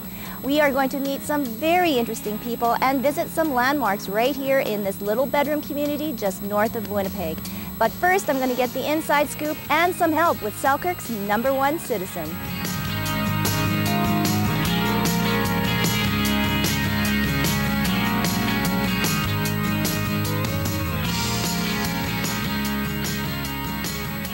And now I'd like to introduce the Citizen of the Year here in Selkirk, Mrs. Connie Rapko, and congratulations, Connie, on that honor. Thank you very much. And what is the criteria to become Citizen of the Year? Well, I'm not sure if there's really a criteria, but it's an award that 29 years ago when I sat on the Chamber of Commerce as president, a group of us that were on that board wanted to recognize those people in the community that do volunteer work, and the people that work in the background that never really get recognition, or that people don't know who those people are that do all that volunteer work. And the first Citizen of the Year was a lady by the name of Eileen Sear. And she worked a lot with her children's hockey and her church and that type of thing. And she also sat on the Rec Foundation with me on the board to build the rec center that we have today. And you've done a lot of volunteer work throughout your years. I have. Yeah. I started when I was in high school. Yeah. And I still volunteer till this day. And you have been a hairstylist working now for over 30 years. Yes. And we have only been here for 5 minutes, folks, and we've had people walk in, make an appointment, bring their dog. She lets them borrow the phone. This is really typical, though, I think, of the friendliness here. Yes. Selkirk is a very friendly community. You can walk down the street and you usually will meet someone that you know. We are a city, but we still have that small town, hometown feeling here. I think it's one of the best places to be able to work, live, and one of the sayings is live, work, and play. And right here. That's right, and we have it all right here. Okay, so Connie is going to show us how to live, work, and play in Selkirk. But right now, one of the favorite pastimes here in Selkirk, I think, is fishing. Yes, fishing, and fishing season is right in swing right at the moment. I do happen to live along the river, and I see all the fishermen crowding the banks on the other side of the river and on this side of the river. And even this morning while I was walking my dog, I met a fellow coming up from the river cool. in the park, and he said fishing was good. Oh, definitely. Well, our own Blair Malistravich, he tries his hand at fishing, but first, the star of Selkirk. Well, Connie will contest that after, but the star of Selkirk is also a fish.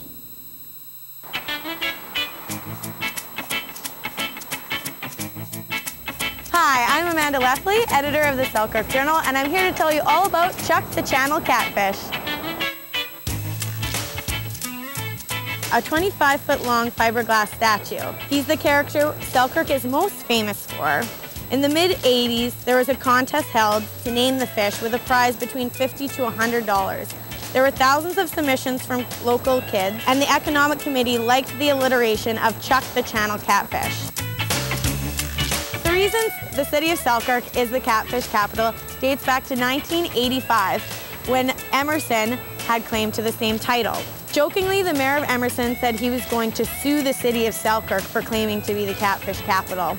The whole argument was very tongue-in-cheek. The argument was settled in a fish-off, where fish were caught in both Selkirk and Emerson. The biggest cats were caught in Selkirk, so naturally we were awarded the title.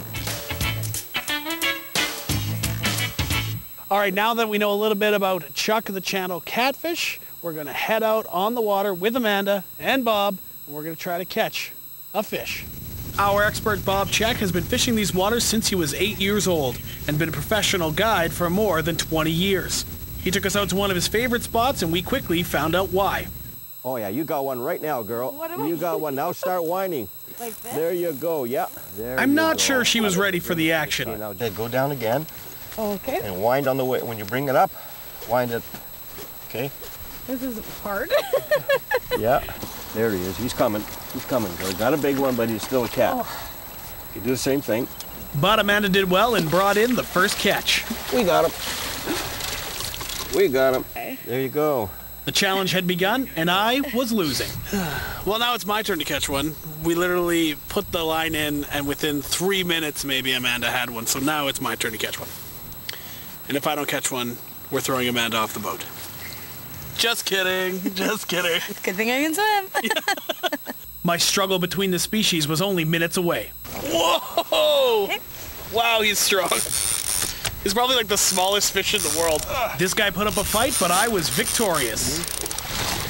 There we go. Oh! Bob says this kind of excitement is what brings people from around the globe to Selkirk.